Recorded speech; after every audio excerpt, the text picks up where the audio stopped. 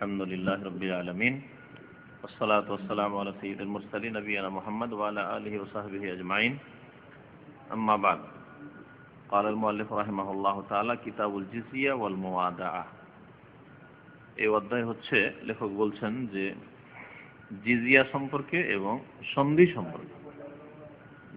জিজিয়া মানে মুসলিম দেশে ইসলামিক আইনের একটি আইন হচ্ছে যে যারা অমুসলিম বসবাস করবে তাদের নিরাপত্তা দেওয়া হবে, জান মালে নিরাপত্তা দেওয়া হবে। হয় ইসলাম কবুল করবে তাহলে মুসলিমদের যে হক আছে সেই হক তাদের হবে, আর যদি ইসলাম কবুল না করতে চায় তাহলে তারপরেও তাদের সেখানে নিরাপত্তা তারা হাসিল করবে, কিন্তু আনুগত্য প্রকাশের জন্য মাথা প্রতি একটা নির্ধারিত পরিমাণ রয়েছে জিজিয়ার, যেসব মাসলা মাসাইল এখন জানার কোনো প্রয়োজন নেই, কারণ ওর ধারে কাছে মুসলিম জাতির নেই। এতটুকু জানা যথেষ্ট যে মাথা প্রতি জিজিয়াটা হয় মাথা প্রতি, জমি জায়গার ওপর না, ধন সম্পদের ওপর না, ব্যবসা বাণিজ্যের ওপর না, ব্যক্তির ওপর মাথা প্রতি একটা নির্দিষ্ট পরিমাণ দেবে ইসলামিক সরকারকে, যা দিয়ে আনুগত্য প্রকাশ করবে। উদ্দেশ্য হচ্ছে আনুগত্য প্রকাশ করা, যে হে মুসলিম সরকার আপনার আনুগত্য প্রকাশ করি আমরা, এই জিজিয়া দিচ্ছি। যে জিজিয়ার পরিমাণটা মুসলিমদের যাকাত চাইতে অনেক কম। মুসলিমরা মুসলিম দেশে বাস করলে ইসলামিক আইন যদি থাকে তাহলে তাদেরকে যাকাত দিতে হবে বাধ্যতামূলক। সরকার তাদের কাছ থেকে যাকাত আদায় করবে। যেই ধন সম্পদগুলি সরকারের নজরে আছে, যেমন আপনার ব্যবসা প্রতিষ্ঠান আছে, আপনার ইন্ডাস্ট্রি আছে, ফ্যাক্টরি আছে, এগুলি সরকারের নজরে আছে। আর আপনার বাড়িতে কি আছে না আছে সেটা আপনার খরচ, কারণ সরকার জানে না। তো আল্লাহ পাক রব্বুল আলামিন মুসলিম সরকারকে যাকাত নিতে বলেছেন। তো এটি সরকারের দায়িত্ব কিন্তু জাতির কাছ থেকে যাকাত নেওয়া, কারণ অনেকে আছে যাকাত না নিলে যাকাত দেবে না। সরকার যদি বাধ্য করে যাকাত না নেয় বা চেয়ে না নেয় এই যাকাত দাও তোমার, তাহলে যাকাত দিবে না। লাখ লাখ টাকা যাকাত বেরোবে। জামিল এয়ার কন্ডিশন কোম্পানির লক্ষ লক্ষ টাকা যাকাত বেরোবে, দেবে না যদি আল্লাহর ভয় না থাকে। এমিয়ান্দিস কোম্পানির লক্ষ লক্ষ, অনেক সময় কোটি টাকা হয়তো যাকাত বেরোবে, 2-4-500 টাকা বা 1-2 হাজার রিয়ালের যাকাত নাই যে অনেকে বের করে দিচ্ছে। আর সকলের অন্তরে ওই আল্লাহর ভয়ও নেই। এই জন্য ইসলামিক সরকারের দায়িত্ব হচ্ছে খুয মিন আমওয়ালিহিম সাদাকা, তাদের ধন সম্পদ থেকে যাকাত গ্রহণ করা। যাকাত তাহলে সরকারের দায়িত্ব হচ্ছে যাকাত তাদের কাছ থেকে নেওয়া, যেসব ধন সম্পদ প্রকাশ্যে রয়েছে, যেগুলি নিজ নিজ বাড়িতে রয়েছে বা নিজ নিজ এতে রয়েছে, আর যেগুলি সরকারের নজরে নেই অথবা সরকার সেগুলি তদন্ত করে দেখার প্রয়োজন করে না, সেগুলি ফরজ দায়িত্ব হচ্ছে ওই লোকের নিজে থেকে বের করবে। অমুসলিমে তো যাকাত দেবে না, দেবে? 1 পয়সা দেবে? দেবে না। আর তাদের জন্য যাকাত চেয়ে অনেক কম অ্যামাউন্ট রাখা হয়েছে, সেটা হচ্ছে জিজিয়া, মাথা প্রতি। আচ্ছা, মাথা প্রতি আমরা দিই ফিতরা, ফিতরাটা কিন্তু মাথা প্রতি ব্যক্তির উপর। আমাদের ছোট থেকে বড় পর্যন্ত সকলের জন্য আমরা ফিতরা দিয়ে থাকি। অমুসলিম দেবে? আর দিলে বা কবুল হবে? সুতরাং তাদের জন্য রাখা হয়েছে জিজিয়া, যে জিজিয়া দিয়ে আনুগত্য প্রকাশ করে। এই হচ্ছে জিজিয়া সংক্ষেপে। আর একটি বিষয় আছে খেরাজ বা খারাজ। জিজিয়া ছাড়া আর একটি বিষয় হচ্ছে খারাজ, খারাজ দেওয়া। খারাজও এক ধরনের জিজিয়ার মতো ট্যাক্স। খারাজ এবং জিজিয়ায় পার্থক্য অনেক আলেমরা যেহেতু বুঝে না, সেই জন্য আমি বলে দিচ্ছি আপনাদের যাতে বুঝতে পারেন। হাদিসে আসবে, হাদিসের অধ্যায়গুলিতে আসবে বাবু জিজিয়া তো আল খারাজ একসাথে, জিজিয়া এবং খারাজ দেওয়া সম্পর্কে। জিজিয়া আল্লাহ কোরআনে জিজিয়ার কথা উল্লেখ করেছেন সূরা তাওবায়, হাত্তা ইউতুল জিজিয়াতা আন ইয়াদিন ওয়া হুম সাগিরুন। যতক্ষণ পর্যন্ত ইসলাম যদি কবুল না করে তাহলে জিজিয়া যতক্ষণ না দেবে, তারা ছোট হয়ে, ততক্ষণ পর্যন্ত তাদের নিরাপত্তা নেই। নিরাপত্তা হাসিল যদি করতে হয় তাহলে জিজিয়া দিতে হবে। এটা আল্লাহ পাকের আদেশ। ইসলামিক আইন যখন বলবৎ থাকবে তখন। এখন উল্টো আমরাই জিজিয়া দিচ্ছি তাদেরকে, ইহুদি খ্রিস্টানদেরকে আমরা জিজিয়া দিচ্ছি না? অবস্থা উল্টো হয়ে গেছে আমাদের ইসলাম থেকে, দিন থেকে সরে যাওয়ার জন্য, যা আমরাই গোলামি করছি অন্যের। খারাজ, খারাজ ব্যক্তির ওপর না, জিজিয়া কি বললাম? মাথা প্রতি ব্যক্তির ওপর। আর খারাজ হচ্ছে তাদের জমি জায়গা রয়েছে, জমি জায়গা থেকে, আমাদের জমি জায়গায় কি দিতে হবে? ফসল না, ফসল থেকে ওসর দিতে হবে। ওসর যাকাত, ওসর দিতে হবে। ওরা দেবে? ওদের জমি জায়গা যেসব সম্পত্তি আছে সেগুলি থেকে খারাজ আদায় করতে হয়, যা তাদের উৎপন্ন আসবে তাতে খারাজ দেবে।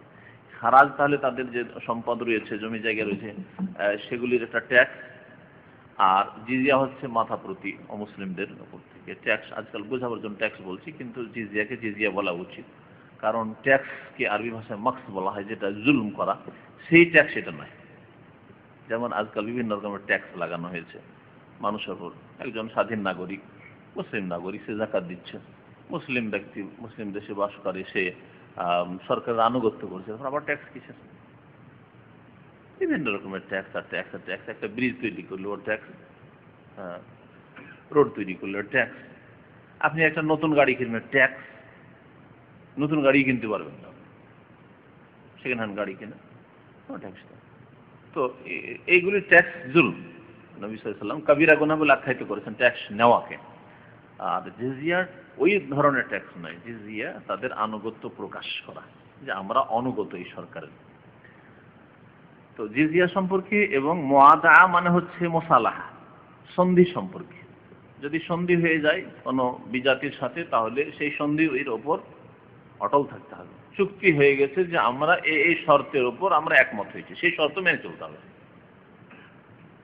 সেই শর্তে যদি আপনার যে শর্ত মেনেছেন তাতে যদি আপাতত ক্ষতি নজরে আসে, তবু নবী সাল্লাল্লাহু আলাইহি ওয়াসাল্লাম হুদাইবিয়ার সন্ধি করেছেন, সুলহ হুদাইবিয়া। হুদাইবিয়ার সন্ধিতে বাহ্যিক দৃষ্টিতে মুসলমানদের ক্ষতি ছিল, তারপরেও যেহেতু সেই শর্তগুলো মেনেছে, সেই শর্তের উপর অটল থেকেছেন নবী সাল্লাল্লাহু আলাইহি ওয়াসাল্লাম। এবং 10 বছরের জন্য যে চুক্তি করা হয়েছিল তাও মেনে থেকেছেন। মিয়াদের দিক দিয়ে সেই সব চুক্তিতে যেসব বিষয়গুলি রয়েছে সেগুলির দিক থেকে তারাই চুক্তি ভঙ্গ করেছে।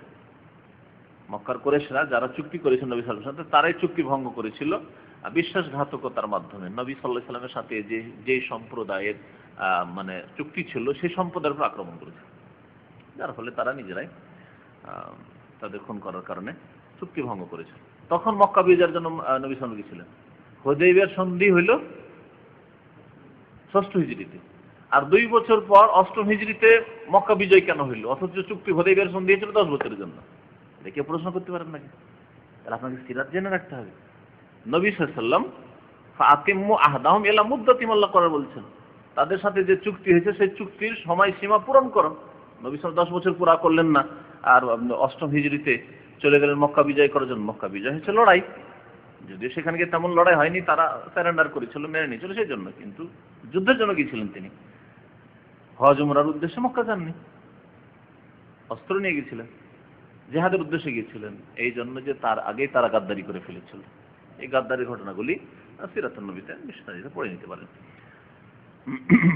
তারা যদি ভঙ্গ করে তাহলে তখন আর চুক্তি থাকবে না, আমরা আমাদের চুক্তির উপর অটল থাকবো, যে কোনো চুক্তি। আজকাল যে কূটনৈতিক সম্পর্কগুলি ঠিক ওই রকম। কূটনৈতিক সম্পর্কের যে চুক্তিগুলি আছে সেই চুক্তিতে আমরা আবদ্ধ আছি।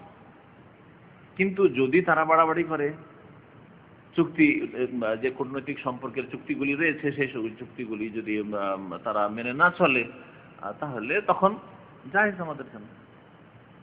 নোমান ইবনে মুকাররিন রাদিয়াল্লাহু তাআলা আনহু বলছেন, শাহিদতুল কিতালা মা রাসূলিল্লাহ সাল্লাল্লাহু আলাইহি ওয়াসাল্লাম, আমি রাসূলুল্লাহ সাল্লাল্লাহু আলাইহি ওয়াসাল্লামের সাথে যুদ্ধে হাজির হয়েছিলাম। এই হাদিসটি বড় হাদিস, বুখারীতে রয়েছে। এখন কম্পিউটার ওই প্রিন্টার সামনে ছিল না, পড়া হলো না, নাহলে বড় হাদিস ছিল, পুরোটা শুনাইতাম। একটা ঘটনা রয়েছে, যাতে যুদ্ধের জন্য ওমর রাদিয়াল্লাহু তাআলা আনহুর জামানায় যুদ্ধের জন্য পারস্য দেশ কিসরার বিরুদ্ধে যুদ্ধ, কায়সার মানে রোম সাম্রাজ্যের বিরুদ্ধে যুদ্ধের জন্য যখন পদক্ষেপ নেওয়া হলো, সে সম্পর্কে আলোচনার পরে এই হাদিসটা উল্লেখ করা হয়েছে, বা এই অংশটুকু উল্লেখ করা হয়েছে। বলছেন নোমান বিন মুকাররিন যে আমি রাসূলুল্লাহ সাল্লাল্লাহু আলাইহি ওয়াসাল্লামের সাথে যুদ্ধে হাজির হয়েছিলাম। ওয়া কানা ইযা লাম ইউকাতিল ফি আউয়ালিন নাহার, নবী সাল্লাল্লাহু আলাইহি ওয়াসাল্লাম যদি দিনের প্রথম ভাগে অর্থাৎ সকাল সকাল যুদ্ধ আরম্ভ না করতেন, হইল না, সকাল সকাল ফজর পরে পরে যুদ্ধ শুরু হইল না কোনো কাজবশত, ইন্তাজারা, তাহলে অপেক্ষা করতেন। তাহলে সকালবেলা 9টা 10টার পর যুদ্ধ শুরু করতেন না, 10টা 11টা 12টা এই সময়গুলোর যুদ্ধ শুরু করতেন না, ইন্তজার করতেন, অপেক্ষা করতেন। হাত্তা তাহুব্বুল আরওয়াহ, যতক্ষণ পর্যন্ত, আরওয়াহ এখানে রিহুনের জমা, রুহের জমা নয়। রুহ মানে আত্মা, এই রুহের জমাও আরওয়াহ। আল আরওয়াহু জুনুদুম মুজান্নাদা হাদিস আছে, হ্যাঁ। আর রিহুন মানে যে বাতাস, ওর জমা আরিয়াহ হয়, আর আরওয়াহও হয়, যেহেতু আসল মাদ্দা হচ্ছে রা ওয়াও হা। আল্লাহুল্লাযী ইউরসিলুর রিয়াহা, হ্যাঁ, রিহুন রিয়াহুন দুটোই হচ্ছে ওয়াহিদ, আর এর জমা আরওয়াহু হয় আর ইয়াহু হয়। যতক্ষণ পর্যন্ত বাতাস না বয়ে যেত, হাব্বা ইয়াহুব্ব মানে প্রবাহিত হওয়া, বাতাস প্রবাহিত হওয়া। ওয়া তাহজুরা সালাত, এবং নামাজের সময় উপস্থিত না হয়ে যেত, তাহলে নামাজের আগে আর জোহরের আগে 10টা 11টাতে শুরু করতেন না, জোহরের নামাজ পড়ে নিতেন, বরং জোহরের সাথে হয়তো আসর জমা করে নিলেন, তারপরে দোয়া করতেন। কারণ নামাজ, আল্লাহ বলছেন ওয়াস্তাইনু বিস-সাবরি ওয়াস-সালাহ, সুতরাং নামাজের মাধ্যমে আল্লাহর কাছে সাহায্য চেয়ে নিয়ে আল্লাহর কাছে দোয়া করে সাহায্যের জন্য, বিজয়ের জন্য। তারপর জোহর আসরটা পড়া হয়ে গেল, মানে মাথা হালকা হয়ে গেল মাগরিব পর্যন্ত, তারপরে একটু ঠান্ডাও পড়ে গেল, অস্ত্রগুলি একটু ঠান্ডা হয়ে গেছে, গরম গরম ধরতে, দেখেন গরম অস্ত্র ধরতে, স্টিয়ারিং আমরা ধরতে পারি না আজকাল, গাড়ির স্টিয়ারিং ধরতে গিয়ে হাতে ফোঁসা নিয়ে নেয়। যারা গাড়ি চালান তারা ভালো করে জানেন। তো এই অবস্থায় যদি অস্ত্র হাতে ধরেন, কাজ করতে পারবেন? কখন যে ছাড়বো, এই অবস্থা হবে। এটাও লিখেছেন এই হাদিসের ভাষ্যে ভাষ্যকারগণ, যে নবী সাল্লাল্লাহু আলাইহি ওয়াসাল্লাম দুপুরের সময় 10টা 11টা 12টা এই সময়গুলিতে কেন যুদ্ধ শুরু করতেন না? এক তো দোয়া করা, যে নামাজ পড়ে আল্লাহ পাকের কাছে দোয়া করে নেব, জোহর আসরটা থেকে ফারিগ হয়ে মাগরিব পর্যন্ত দীর্ঘ সময় পাবো কাফেরদের বিরুদ্ধে জিহাদ করার জন্য, আর এর মাঝে নামাজ পড়ার আর চিন্তা থাকবে না, ইল্লা মাগরিব এশা, তখন মাগরিবকে এশাতে জামাত আখিরও করা যেতে পারে, আর আল্লাহর কাছে দোয়া করা।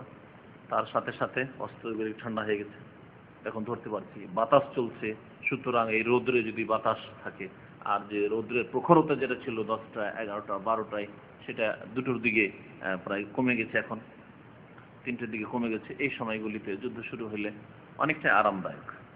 এই জন্য নবী করিম সাল্লাল্লাহু আলাইহি সাল্লাম কি করতেন, সকালবেলা যদি শুরু করতে পারলেন ভালো কথা, আর না হইলে দিনের মধ্য অংশে জিহাদ শুরু করতেন না, বরং বিকেলবেলা শুরু করতেন। তারপরে হাদিস আসমা বিনত আবি বকর রাদিয়াল্লাহু তাআলা আনহু বা আনহুমা। আসমা বিনত আবি বকর, আবু বকর সিদ্দিক রাদিয়াল্লাহু তাআলা আনহুর মেয়ে আসমা রাদিয়াল্লাহু তাআলা আনহা, বড় মেয়ে আয়েশা রাদিয়াল্লাহু তাআলা আনহার চাইতে বড়, এবং আয়েশা রাদিয়াল্লাহু তাআলা মা আলাদা, আসমার মা আলাদা। আসমা রাদিয়াল্লাহু তাআলা মা মুসলিম হয়নি, পক্ষান্তরে আয়েশা রাদিয়াল্লাহু তাআলা আনহার মা ইসলাম গ্রহণ করেছিলেন। তো আবু বকর সিদ্দিক রাদিয়াল্লাহু তাআলা আনহুর মেয়ে আসমা রাদিয়াল্লাহু তাআলা আনহা বর্ণনা করেছেন, কালাত বলছেন, কাদিমাত আলাইয়া উম্মি, আমার কাছে আমার মা এসে উপস্থিত হলো, ওয়াহিয়া মুশরিকা, মুশরিক অবস্থায়। সে সেই সময় কি ছিল? মুশরিকা ছিল। ফি আহাদে কুরাইশ, কুরাইশদের সাথে চুক্তির আমলে, আহাদ মানে আমল, যুগে, কুরাইশদের সাথে যে হুদাইবিয়ার সন্ধির চুক্তি ছিল ওই সময়গুলিতে। ইজ আহাদু রাসূলুল্লাহ সাল্লাল্লাহু আলাইহি ওয়াসাল্লাম, যেই সময় তারা আল্লাহ রাসূল সাল্লাল্লাহু আলাইহি ওয়াসাল্লামের সাথে চুক্তি করেছিল, কুরাইশরা চুক্তি করেছিল। ফি আহাদে কুরাইশিন ওয়া মুদ্দাতিহিম, এই আহাদে কুরাইশের উপর আতফ হয়ে আছে মুদ্দাতিহিম, কুরাইশদের আমলে, মানে ওই তাদের যে চুক্তির আমলে, মুদ্দাতিহিম ওই সন্ধির সময়গুলিতে। মা আবিহা, এই মা আবিহার সম্পর্ক হচ্ছে কাদিমাত আলাইয়া উম্মি মা আবিহা, আমার মা এসেছিল আমার কাছে তার বাবার সঙ্গে। বলার উদ্দেশ্য যে আমার আব্বার সাথে আসেনি, মানে আমার আব্বাকে ছেড়ে চলে গেছিল, ইসলাম তাকে কবুল করাতে পারেননি আবু বকর সিদ্দিক রাদিয়াল্লাহু তাআলা, রাজি হয়নি, শেষে তালাক নিয়ে চলে গেছিল, থাকবো না তোমার কাছে, রাখেননি, তালাক দিয়েছে আবু বকর সিদ্দিক রাদিয়াল্লাহু তাআলা। ইসলাম কবুল করা না হলে হালাল নয়, লাহুন্না হিল্লুল্লাহুম ওয়া লাহুম ইয়াহিল্লুনা লাহুন্না, না কাফের মুশরিকা তোমাদের জন্য হালাল, না তোমরা তাদের জন্য হালাল। আল কোরআনে আল্লাহ পাক বলেছেন, ওয়া হুররিমা যালিকা আলাল মুমিনিন, আর এক আয়াতে সূরা নূরে আছে, জানি লা ইয়ানকিহু ইল্লা জানিয়াতান আও মুশরিকাতান ওয়াজ জানিয়াতু লা ইয়ানকিহুহা ইল্লা জানিন আও মুশরিক ওয়া হুররিমা যালিকা আলাল মুমিনিন। জিনাকারিনী এবং মুশরিকা, আয-জানিয়া জিনাকারিনী, লা ইয়ানকিহুহা ইল্লা জানিন আও মুশরিক, তাকে বিয়ে করবে হয় জিনাকারিনীকে জিনাকারী বিয়ে করবে, অথবা মুশরিক বিয়ে করবে, ওইরকমই মুশরিক কাকে, আর জিনাকারিনীকে বিয়ে করবে, ওইরকমই। তারপরে আল্লাহ বলছেন ওয়া হুররিমা যালিকা, আল্লাহ পাক মুমিনের উপর হারাম করেছেন। কি হারাম করেছেন? দুটো বিষয়, তাহলে জিনাকারিনীকে বিয়ে করা আর মুশরিকা মেয়েকে বিয়ে করা, ওই রকমই যদি মুমিনা মহিলা হয় তো তার জন্য বিবাহ বসা জেনাকারীর সাথে এবং মুশরিকের সাথে হারাম, জায়েজ নাই। চরিত্র সম্পর্কে যদি জানা থাকে যে এই চরিত্রহীন আর তার তওবা হয়নি, সংশোধন হয়নি, জেনাকারী, তাহলে মেয়ের বিবাহ দেওয়া জায়েজ নাই। হ্যাঁ, তওবা যদি হয়ে যায়, যেমন মুশরিক ছিল কিন্তু ইসলাম কবুল করে নিয়েছে, বিয়ে দিবেন না, দিবেন না। ওই রকমই যদি জেনা থেকে তওবা করে সুন্দর চরিত্র হয়ে গেছে, শুনেছিলেন কোন এককালে ঘটনা ঘটেছে, কিন্তু মাশাআল্লাহ এখন 5 ওয়াক্ত নামাজি, দিনদার, পরেশগার, আর দেখলে বোঝা যায় সত্যি চরিত্রবান হয়ে গেছে, তাহলে বিয়ে দেন, অসুবিধা নেই। কিন্তু এখন ওই রকমই চরিত্র আছে, সুযোগ পেলে জেনা করতে ছাড়বে না, তাহলে এই রকম জেনাকারী বা জেনাকারিনীর সাথে বিবাহ দেওয়া, বিবাহ করা জায়েজ নাই। আল্লাহ কোরআনে কারীমে স্পষ্ট বলেছেন সূরা নূরে, ওয়াহুররিমা যালিকাল মুমিনিন। তো তার বাবার সাথে এসেছিল, তার মানে আসমা রাদিয়াল্লাহু তাআলা আনহার সাথে। ফাস্তাফতাই, তো দেখছেন তাই লম্বা জুমলা, লম্বা বাক্য, একটা অংশের আরেকটা অংশের সাথে কিভাবে সম্পর্ক আছে, ঠিক না? কাদিমাত আলাইয়া উম্মি মা আবিহা, আমার কাছে আমার মা এসেছিল তার বাবার সঙ্গে, ঠিক আছে?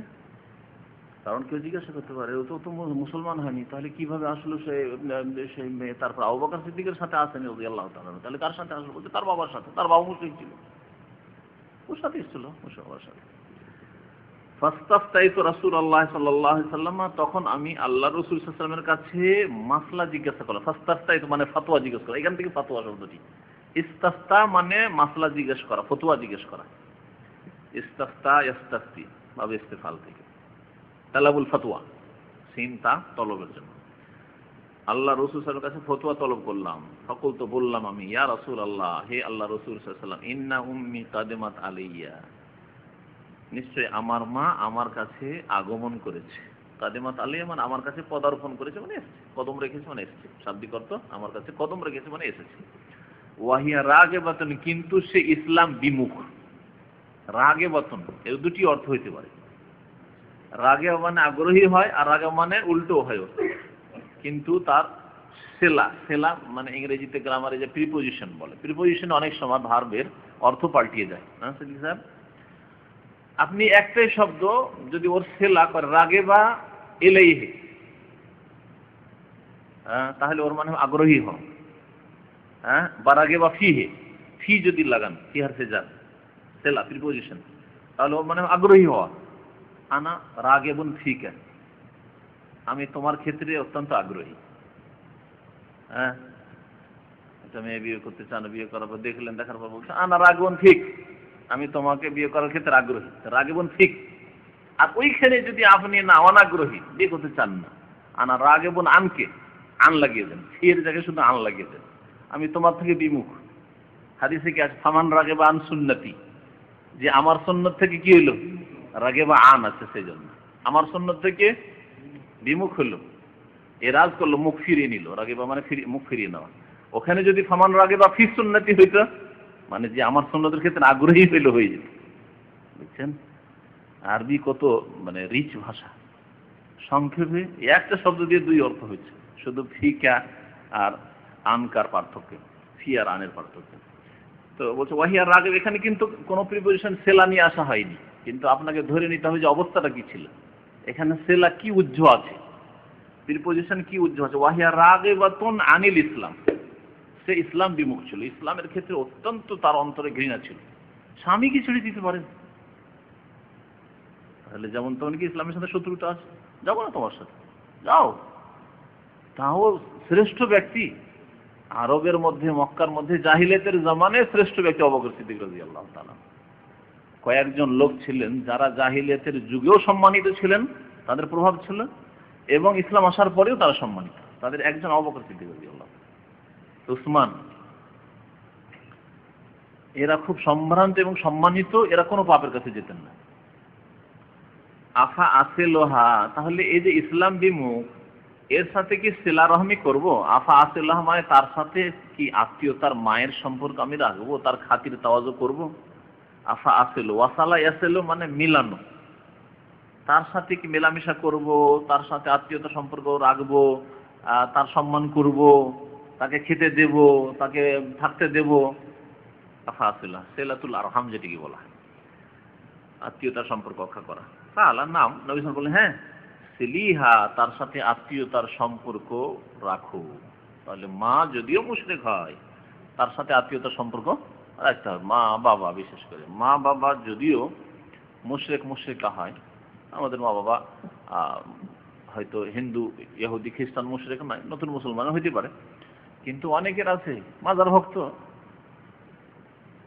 পীর ভক্ত, বিদাতি, আটরসি, কবর মাজারে যাবেই সিজদা করতে। এই ক্ষেত্রে আমাদের ভূমিকা কি হবে? এই হাদিস থেকে আমাদেরকে নিতে হবে। আমাদের দুনিয়াবি পার্থিব খাতির ঠিক রাখতে হবে। দুনিয়াবি খাতির মানে মা বাবাকে খেতে দেওয়া, মা বাবাকে ঘর দেওয়া, মা বাবাকে চিকিৎসা দেওয়া, লেবাস পোশাক দেওয়া, অভাব থাকলে অভাব দূর করা ইত্যাদি, এসব ঠিক থাকবে আমাদের। ভালো ব্যবহার করা, নম্র আচরণ করা, এসব দুনিয়াবি খাতির, এগুলো সব ঠিক রাখতে হবে। ধর্মীয় খাতির, ধর্মীয় কোনো খাতির নেই, ধর্মীয় কোনো সম্পর্ক নেই। বললে বাবা তুমি তো বাড়ি এসছো, চলো একবার আটরসি নিয়ে চলো, চলো একবার আজমির শরীফ নিয়ে চলো, মোটেই না। বাবা কিছু টাকা দাও, কিসের জন্য? এলাজের জন্য নয়, কাপড় কিনবে সেই জন্য নয়, পেটের খাবারের জন্য নয়, বাড়ি তৈরি করবে সেই জন্য না। কোথায় যাবো? আজমির শরীফ যাবো, টাকা দাও, মোটেই না। এগুলো হচ্ছে ধর্মীয় খাতির। তাহলে ধর্মীয় খাতির মুশরিকের সাথে, বিদাতির সাথে রাখা যাবে না। দুনিয়াবি খাতির, পার্থিব খাতির, হ্যাঁ, এটা ফরজ, যদিও মুশরিক হোক না কেন। আল্লাহ পাক মা বাবার হক রেখেছেন, সেই জন্য এই হক আদায় করতে হবে। সেলিহা, তার সাথে আত্মীয়তার সম্পর্ক বজায় রাখা। কোরআনে কারীমের সূরা লোকমানে আল্লাহ পাক এই বিষয়টিকে স্পষ্ট করে উল্লেখ করেছেন, তাই না? আল্লাহ কি বলেছেন? ওয়াইন জাহাদাকা আলা আন তুশরিকা বি মা লাইসা লাকা বিহি ইলম, তোমার সাথে, ওয়াইন জাহাদাকা, তোমার সাথে যদি এই প্রচেষ্টা চালায় মাতা পিতা, আলা আন তুশরিকা বি, যে আমার সাথে শিরিক করবে। আল্লাহ বলছেন শিরিক করতে বলে মা অথবা বাবা অথবা দুইজনে। আলা আন তুশরিকা বি মা লাইসা লাকা বিহি ইলম, যে ইলম তোমাকে দেওয়া হয়নি, এটি ওহীর জ্ঞান নয়, মানে শিরক ইসলাম নয়, শিরক দ্বীন নয়, শিরক কখনো দ্বীন নয়, ধর্ম নয়। ফালা, আল্লাহ কি বলছেন? তোতে হোমা, তাদের কথা, হোমা দুইজনের কথা বলা হয়েছে, বাবা মায়ের কথা শুনবে না, তাদের আনুগত্য করবে না, কথা মানবে না। তার সাথে আল্লাহ বলছেন ওয়া সাহিব হোমা ফিদ দুনিয়া মারুফা, কিন্তু দুনিয়ার ক্ষেত্রে তাদের সাথে থাকো মারুফা, ভালো আচরণের সাথে, ভালো আচার ব্যবহার দুনিয়াতে তাদের সাথে যতদিন বেঁচে আছে করতে থাকো। ওয়াত্তাবি সাবিলা মান আনাবা ইলাইয়া, যারা আমার দিকে ফিরে এসেছে তাদের রাস্তার অনুসরণ করো, অর্থাৎ নবী করিম সাল্লাল্লাহু আলাইহি ওয়াসাল্লামের রাস্তার অনুসরণ করো, সাহাবায়ে কেরামের রাস্তার অনুসরণ করো, তাবেঈন, তাবেঈন রাস্তার অনুসরণ করো, উলামায়ে কেরামের রাস্তার অনুসরণ করো, সৎকর্ম সালেহিন, সিদ্দিকিন, শুহাদা, তাদের রাস্তার অনুসরণ করিও, তোমার মুশরিক বাবা মায়ের রাস্তার অনুসরণ করিও না। এই আয়াতে এই বোঝানো হয়েছে। কিন্তু পীরপন্থীরা এই আয়াতটিকে দলিল হিসেবে পেশ করেছে, ওয়াত্তাবি সাবিলা মান আনাবা ইলাইয়া, আমার দিকে যারা ধাবিত হয়েছে তাদের রাস্তা অনুসরণ করো, মানে পীরের মুরিদ হও। পীরের মুরিদ হওয়ার কয়েকটা আয়াতের অপব্যাখ্যা করার মধ্যে এটি একটা আয়াত, যে আয়াতের অপব্যাখ্যা করে তারা বলছে যে সাবিলা মান আনাবা ইলাইয়া, যারা আমার দিকে ফিরে এসেছে তাদের রাস্তার অনুসরণ করো, মানে পীরের মুরিদ হও। এই কথা কি আল্লাহ বলেছেন? বললাম সহি ব্যাখ্যা, যে সবচেয়ে বেশি যিনি আল্লাহর দিকে ধাবিত হয়েছে তিনি রাসূলুল্লাহ সাল্লাল্লাহু আলাইহি ওয়াসাল্লাম, তার রাস্তায় চলো। তারপরে এই উম্মতের শ্রেষ্ঠ ব্যক্তি আবু বকর সিদ্দিক রাদিয়াল্লাহু তাআলা, আগের আম্বিয়া রাসূল ইব্রাহিম আলাইহিস সালামের মতো ঈমান আপনি করেন? হ্যাঁ, আপনাকে যদি আগুনে ফেলে দেয় তবু আপনার ঈমানকে কেড়ে নিতে পারবে না?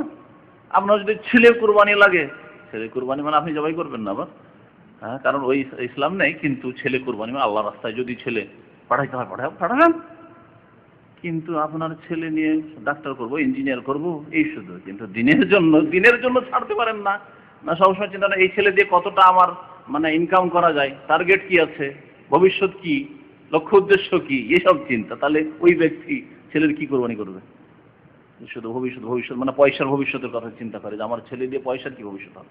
আজকাল ছেলের বাবারা, তাদের প্রশ্ন হচ্ছে যে মাদ্রাসায় পড়ালে ভবিষ্যৎ কি, মানে কতটা পয়সা কতটা, মদিনা ইউনিভার্সিটি পড়ার ভবিষ্যৎ, এটা সওয়াল আজকালকার। তার মানে যেই লোক এতটুকু কুরবানি করতে পারে যে আমার ছেলে একটু না হয় কম ইনকাম করলো, কিন্তু উম্মতের খেদমত করলো, কোরআন হাদিসের খেদমত করলো, এই জন্য ছাড়লাম, এই কুরবানি যে করতে পারে না, সে ইব্রাহিম আলাইহিস সালাম কি কুরবানি করবে? সে জিহাদের ময়দানে কি করে পড়াবে, যেখান থেকে ফিরে আসবে কিনা আল্লাহ জানে। তাহলে ওয়াত্তাবে সাবিলা মান আনাবা আলাইক ইলাইয়া এইরকমই যে আয়াতগুলি রয়েছে সেগুলির সহি অর্থ রয়েছে, এরা অপব্যাখ্যা করে খামাখাতে এমন জায়গায় নিয়ে গেছে যেগুলি বিদআতি কাজ। যেসব কোন মাসা দেখেন সত্যবাদী, সবচেয়ে সত্যবাদী কে? রাসূলুল্লাহ সাল্লাল্লাহু আলাইহি ওয়াসাল্লাম। হ্যাঁ, তাহলে সাদেকিনদের সাথে হন, সবচেয়ে সত্যবাদীকে যারা সত্য করে দেখিয়েছে, যখনই ডাক হয়েছে জিহাদের ময়দানে লাফ দিয়ে চলে গেছে, তাদের সাথে হও, এ কথা বলা হয়েছে। তো এর মানে এই না যে সাদেকিন মানে শুধু যারা পীর তারাই সাদেকিন, ওদের সাথে হও, মুরিদ হয়ে যাও, পীর না হইতে পারো মুরিদ হও, এটা বলা হয়নি আসলে। এই সব বিদআত তো পরবর্তীকালে শুরু হলো। তাহলে যেই যুগে পীরতন্ত্র ছিল সেই যুগে সাদেকিন ছিল না নাকি? সাহাবায়ে কেরাম জামানায়, তাবেঈনদের জামানায়, তাবেঈন জামানায় তারা সাদেকিন ছিলেন না, সত্যবাদী ছিলেন না? তো আল্লাহ পাক যেন বুঝার তৌফিক দান করেন, আর সব বিদআত থেকে আল্লাহ পাক যেন আমাদেরকে রক্ষা করেন। তারপরে একটি হাদিস আছে, ছোট্ট হাদিস, কিতাবু বাদিল খালক। ছোট্ট হাদিসের পরে বড় একটি হাদিস আছে মেরাজের। নতুন অধ্যায় না শুরু করে এখানেই ছেড়ে দিই, যেটা আপনাদের কোনো প্রশ্ন থাকে তো করেন, আর না হলে এখান থেকে আজকে থাক, আগামী সপ্তাহে আল্লাহ পাক যদি তৌফিক দেয় ইনশাআল্লাহ মেরাজের হাদিসও পড়া হবে। এবং মেরাজ কখন হয়েছিল, কারণ এই সবে মেরাজের বিদআত তো আসছে আবার 27 রজবে, তো ওটাও ইনশাআল্লাহ ওর সাথে সাথে আলোচনা হয়ে যাবে। সাল্লাল্লাহু নবিয়ানা মুহাম্মদ ওয়া আলা আলিহি ওয়া সাহবিহি আজমাইন। গুরুত্বপূর্ণ প্রশ্ন, কারণ এই ব্যাপারে ইখতিলাফ আছে যে নবী সাল্লাল্লাহু আলাইহি ওয়াসাল্লামের যে মেরাজের সময় লেগেছিল কি অল্প সময় না অনেক সময়? অনেক কিছু যেহেতু দেখলেন, একদিকে যদি দেখা যায় অনেক কিছু দেখলেন, 2 রাকাত নামাজ পড়লেন গিয়ে বাইতুল মুকাদ্দাসে, আবার 7 আসমানের উপর যাওয়া, কতবার করে ফিরে আসা, 50 কে 5 ওয়াক্ত নামাজ করতে করতে কতবার ফিরে যাওয়া আসা, প্রত্যেক আসমানে নবীর এক এক নবীর সাথে দেখা সাক্ষাৎ, আবার সালাম দোয়া, এসব, তো এতে কি সময় লাগেনি? বাহ্যিক লাগে যে সময় লেগেছে। তাহলে আল্লাহ পাক রব্বুল আলামিন ওই সময়টাকে হয়তো রাতের থামিয়ে রেখে দিয়েছিলেন, ওই রাতেই তো ঘটেছে, রাতটাকে থামিয়ে রেখে দিয়েছিলেন স্থির। ঠিক আছে, এটা একটি মত। আর একটি মত, আর তাদের হচ্ছে যে না, অল্প সময়ের মধ্যে দ্রুত হয়ে গেছে। তাদের দলিল, একটা হাদিস আছে যে নবী সাল্লাল্লাহু আলাইহি ওয়াসাল্লাম যখন ফিরে আসলেন, আসার পরে দেখছেন যে বিছানা গরম হয়েই আছে, আর উযু করে গেছে, উযুর পানি বইতে আছে। আশ্চর্য কথা, তাহলে তো খুব অল্প সময় লেগেছে, ঠিক না? আল্লাহু আলাম, আল্লাহ এই ব্যাপারে ভালো জানেন, কারণ এগুলো এমন কোন আকীদার বিষয় নয় যে এটা বিশ্বাস করতে হবে অথবা এটা বিশ্বাস করতে হবে, জরুরি নয়। মেরাজ হয়েছে, ইখতিলাফ হচ্ছে উলামাদের, দুটি মত আছে। একদল বলছে না, অল্প সময়ের মধ্যে দ্রুত হয়ে গেছে মেরাজ, তাদের দলিল হচ্ছে যে বিছানা গরম হয়ে আছে, ফিরে এসে দেখছেন বিছানা গরম হয়েছে। আপনি যদি বিছানা ছেড়ে যান কিছুক্ষণ, আধা ঘন্টা পরে বিছানা ঠান্ডা হয়ে যাবে, ঠিক না? বরং শীতকাল থাকলে 10 মিনিটে বিছানা ঠান্ডা হয়ে যাবে। বিছানা গরম হয়েছে তার মানে খুব দ্রুত হয়ে গেছে। আর একদল বলছে যে এটা কেমন করে হইতে পারে, এতগুলি কাজ কি করে এত দ্রুত হয়ে যেতে পারে? 7 আসমান সফর জমিন থেকে, আর তারা জমিন আবার বাইতুল মুকাদ্দাস। যাই হোক, যদিও বোরাকে গেছেন মানে বিদ্যুতের গতির চাইতে বেশি গতিতে গেছেন। আজকাল যে বিদ্যুতের গতি আছে, বোরাক তো বার্ক থেকে, বার্ক মানে তো বিদ্যুৎ, তো বিদ্যুতের গতির চাইতে বেশি দ্রুত আল্লাহ পাক নিয়ে গেছেন তাকে, এটা কোনো সন্দেহ নেই। কিন্তু হতে পারে যে রাতকে স্থির রেখে দেওয়া হয়েছে, লম্বা করে দেওয়া হয়েছে, আল্লাহু আলাম। না শুধু শুধু শুধু হ্যাঁ, শুধু এই যুক্তি। কিন্তু তারা বলছেন যে ওই হাদিসগুলি সহিহ কিনা এটাও দেখার বিষয়। বিছানা গরম যদি সহিহ হয়, তাহলে আল্লাহ পাক ইচ্ছা করলে উযুর পানি এখনো গড়তে আছে, এটাও তো আল্লাহ করতে পারেন। যে আল্লাহ রাত স্থির করতে পারেন, আল্লাহ বিছানায় গরম রাখতে পারেন না? এগুলি হচ্ছে প্রত্যেকের যুক্তি আছে আপন আপন জায়গায়, যারা ইখতিলাফ করেছে। এইসব বিষয়গুলি কোনো আকীদার মূল বিষয় নয় যে আমাদেরকে এটা বিশ্বাস করতে অথবা এটা বিশ্বাস করতে হবে। মেরাজ হয়েছে, এটা বিশ্বাস করতে হবে। যদি কেউ মেরাজ বিশ্বাস না করে, সে গোমরাহ। অসম্ভব, 7 আসমানে কি করে একজন মানুষ যেতে পারে, তাহলে সে গোমরাহ। ইসরাকে কেউ যদি অস্বীকার করে, ইসরা মানে যে ইসরার কথা মানে বাইতুল মুকাদ্দাস পর্যন্ত, এটা যেহেতু আল কোরআনে আছে, তো সেই কোরআন অস্বীকার করলো না, মুসলিম নয়, সে কাফের। আর বাইতুল মুকাদ্দাস থেকে 7 আসমানের উপর যেটা, সেটা হ্যাঁ, যারা বলেছে মেরাজ সশরীরে হয়নি, স্বপ্নযোগে হয়েছে, তাদের মধ্যে একজন ভালো আলেম বিভ্রান্তির শিকার হয়েছে, মাওলানা আকরাম খান। মাওলানা আকরাম খান কোরআন হাদিসের সব ক্ষেত্রে অনুসারী থাকা সত্ত্বেও তার নবী জীবনের উপর যে বই আছে, বইয়ের নাম কি জানেন না? মোস্তফা চরিত। তাতে তিনি বলে দিয়েছেন যে এটা মেয়েরা স্বপ্নযোগে হয়েছে। স্বপ্নযোগে যারা বলেছে, সে আকরাম খান সাহেবই হোক, আল্লাহ মাফ করে তাকে, কারণ তার অন্যান্য আকীদা ঠিক ছিল আর তার পদস্খলন ঘটেছে, অন্যরা হোক, এটি হচ্ছে গুমরাহি। কারণ যদি স্বপ্নযোগে হইতো তাহলে এটা অসম্ভব কিছু নয়, আর এটা অসাধারণ কিছু নয়। স্বপ্নযোগে আপনার আমারও 7 আকাশ আর 7 জমিন দুনিয়া ফিরে চলে আসা এটা স্বাভাবিক, বুঝতে পেরেছেন? কিন্তু আল্লাহ পাক এটাকে অস্বাভাবিক করে বয়ান করেছেন। সুবহানাল্লাযী আসরা বিআবদিহি, সুবহানাল্লাহ, সেই আল্লাহ পাক পবিত্র। সুবহানাল্লাহ কখন বলে মানুষ? আশ্চর্যজনক অবস্থা দেখলে। আল্লাহ বলছে আশ্চর্য বিষয় যে রাতারাতি নবী গেলেন, স্বপ্নে গেলে আশ্চর্য বিষয় আল্লাহ বলতেন না। অনেকগুলি দলিল আল্লাহ ইবনে কাইয়িম রাহমাতুল্লাহ আলাইহি উল্লেখ করেছেন যে মেরাজ সশরীরে হয়েছে, বেরুহেহি ওয়া জাসাদিহি, আত্মাও মেরাজে গেছে এবং দেহ মেরাজে গেছে, রূহ এবং দেহ সহ। কেউ যদি বলে শুধু রূহ গিয়েছে তাহলে তারা গোমরাহ, হাদিস অস্বীকার করলো। এবং কোরআনের ভাষা বলছে যে না, তার বান্দাকে নিয়ে গেছেন, রূহ গেলে শুধু বান্দা বলতেন না, আল্লাহ পাক বিআবদিহি বলেছেন, আব দেহ সহ আব বান্দা হয়, শুধু রূহ আব্দ হয় না। এইভাবে অনেকগুলি দলিলের মধ্যে এই দলিলগুলো অনেক বলেছেন। এখন আশ্চর্য শব্দ দিয়ে আল্লাহ পাক, বাক্য দিয়ে আল্লাহ বয়ান করেছেন, অসাধারণ বিষয় তাহলে সাধারণ বিষয় নয়। 2 নম্বর, আল্লাহ পাক আবদ বলেছেন বান্দা, তাহলে নবী সাল্লাল্লাহু আলাইহি ওয়াসাল্লাম সশরীরে গিয়েছেন। মানে জুতা খুলতে যাচ্ছিলেন, জানো না, এরকম কোনো সহিহ হাদিস মনে হয় নাই। মেরাজের হাদিস আছে, লম্বা হাদিস আছে, ওতে নাই। এগুলি সহিহ হাদিস। বুখারী মুসলিমে যে হাদিসগুলি মেরাজ সম্পর্কে আছে সেগুলি সহিহ হাদিস। হ্যাঁ, কাবা কাউসাইন, হাফেজে কোরআন আর গুণ করে পড়ছে। সুম্মা দানা ফাতাদাল্লা ফাকানা কাবা কাউসাইন ওয়া আদনা। কাবা কাউসাইন, কাবা মানে কাছাকাছি, আর কাউসাইন মানে হচ্ছে যে ধনুক, বুঝা গেছে? ধনুকের যে দূরত্ব আছে, 2 ধনুকের কাছাকাছি হয়ে গেলেন, মানে অত্যন্ত নিকটবর্তী হয়ে গেলেন। সুম্মা দানা, নিকটবর্তী হলেন, ফাতাদাল্লা, অত্যন্ত কাছাকাছি হয়ে গেলেন, ফাকানা কাবা কাউসাইন ওয়া আদনা, এর চাইতেও হয়তো নিকটবর্তী হয়ে গেলেন। এটা কার নিকটবর্তী, এই নিয়ে তাফসীরকারদের ইখতিলাফ আছে।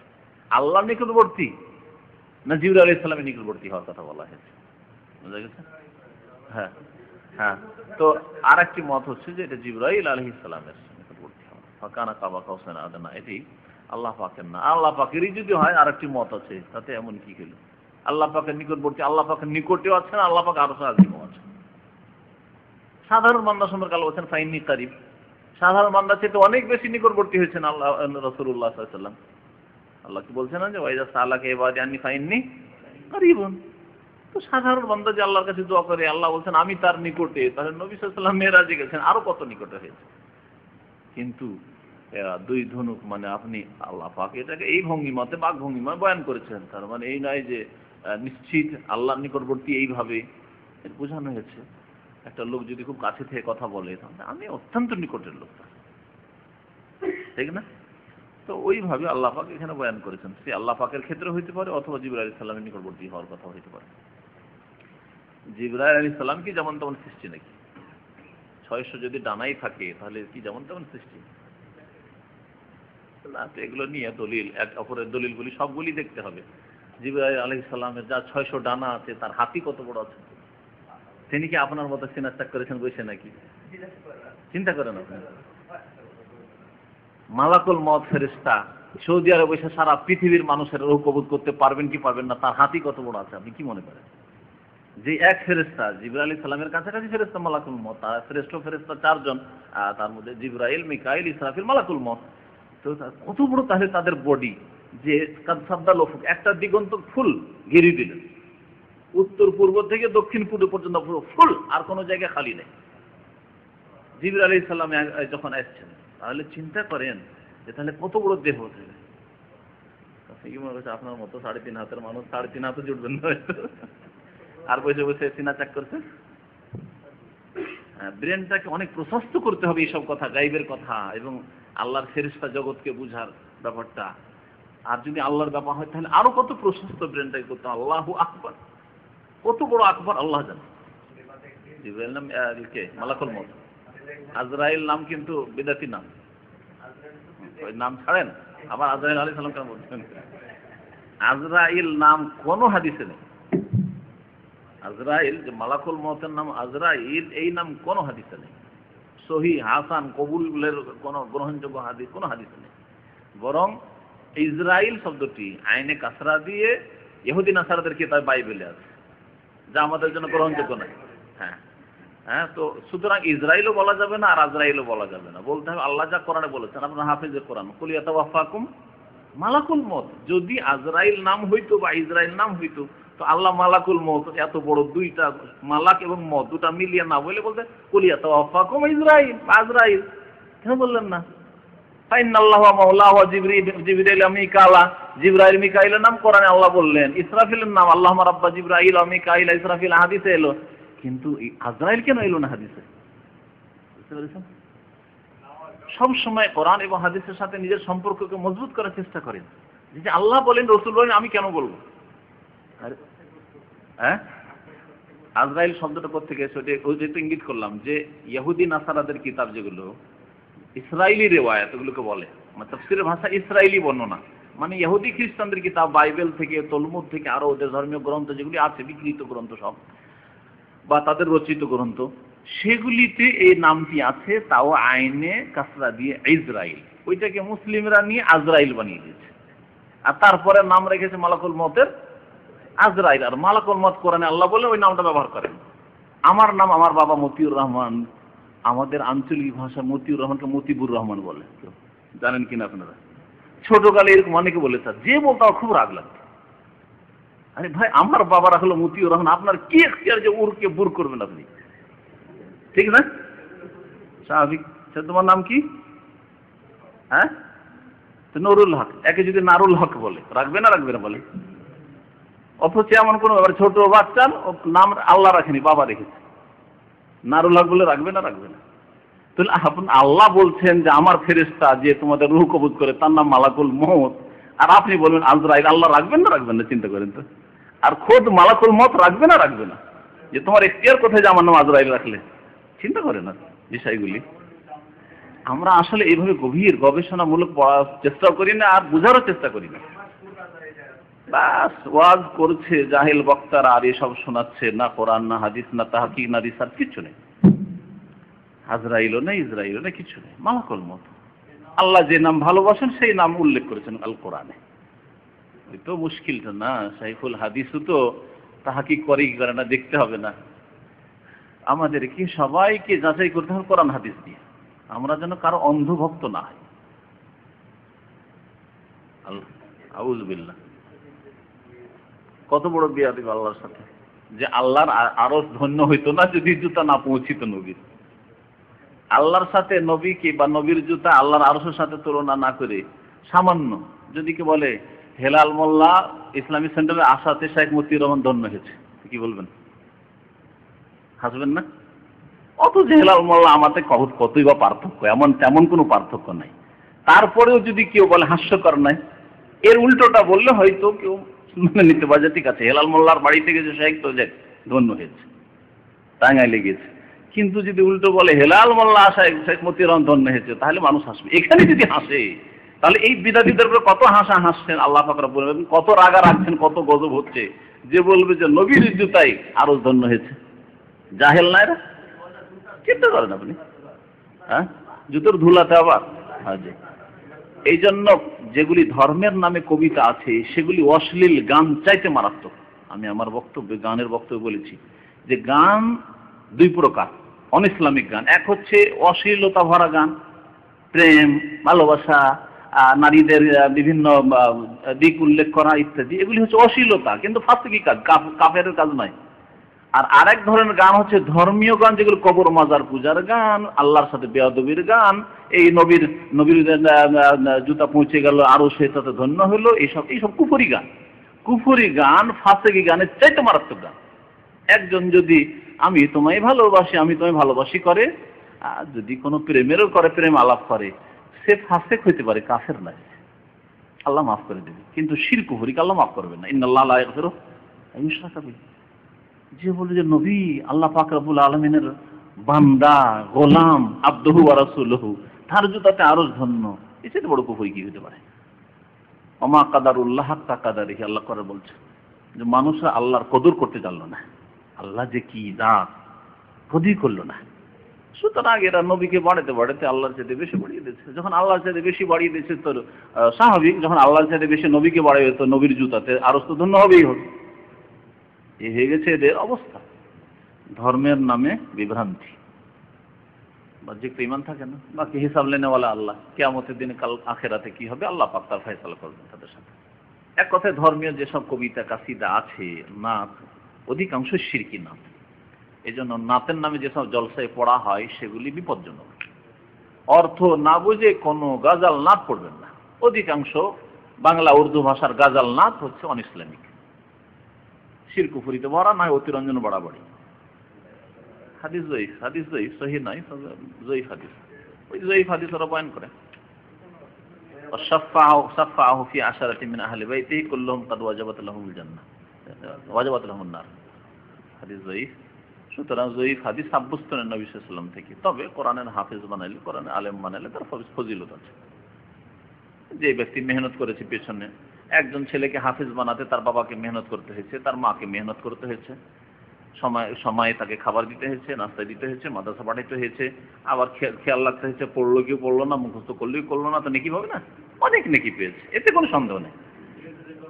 হ্যাঁ, না নামাজি নিজে আমল যদি বেনামাজি হয় তাহলে তার জান্নাত পাবে না। কিন্তু একজন নামাজি যদি ছেলেকে হাফেজ বানায়, তার সাথে ছেলেকে আলেম বানায়, তাহলে প্রত্যেকটি নেক আমলের নেকি ছেলে যা করবে তা বাবা পাবে, অবশ্য মা পাবে, কারণ এর পেছনে মেহনত করেছে বাবা মা। মানদাল্লাহ আলা খাইরিন ফালাহু মিসলু আজরি ফাইলিহি, নবী সাল্লাল্লাহু আলাইহি ওয়াসাল্লাম। যে ব্যক্তি কল্যাণের রাস্তা দেখাবে সে কর্তার সমান নেকি পাবে। ছেলে কর্তা, হাফেজ হলো, মেয়ে হাফেজ হলো, আলেম হলো, তো তার নেকি বাবা মা অবশ্যই পাবে, কিন্তু কোনো সন্দেহ নেই। কিয়ামতের দিনে সহিহ হাদিস আছে, নেকি পেয়ে তার নাজাত পাবে না, কারণ ফরজ না থাকলে তো অ্যাডিশনাল দিয়ে তার নাজাত পাওয়া যায় না, পাস করা যায় না। বুঝতে পেরেছেন? ফরজ যার ঠিক নাই সে তার অ্যাডিশনাল পেপার দিয়ে তার পাস করে কোনোদিন তো যেতে পারবে না।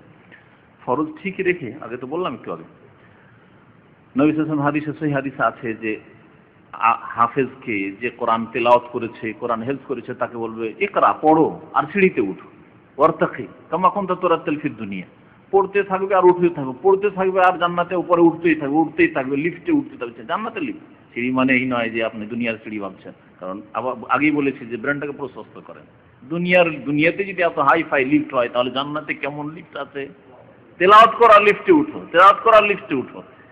এই করতে করতে এই ছেলে যতবার তেলাওয়াত করেছে, যত কোরআন পড়েছে, যত মুখস্থ করেছে, শেষ ফাইন্না মানজিলাতাকা ইনদা আখিরি আয়াতিন তাকরাউহা, তোমার মর্যাদা, তোমার মান ওখানে গিয়ে থামবে যে শেষ আয়াত পড়ে শেষ করবে তুমি।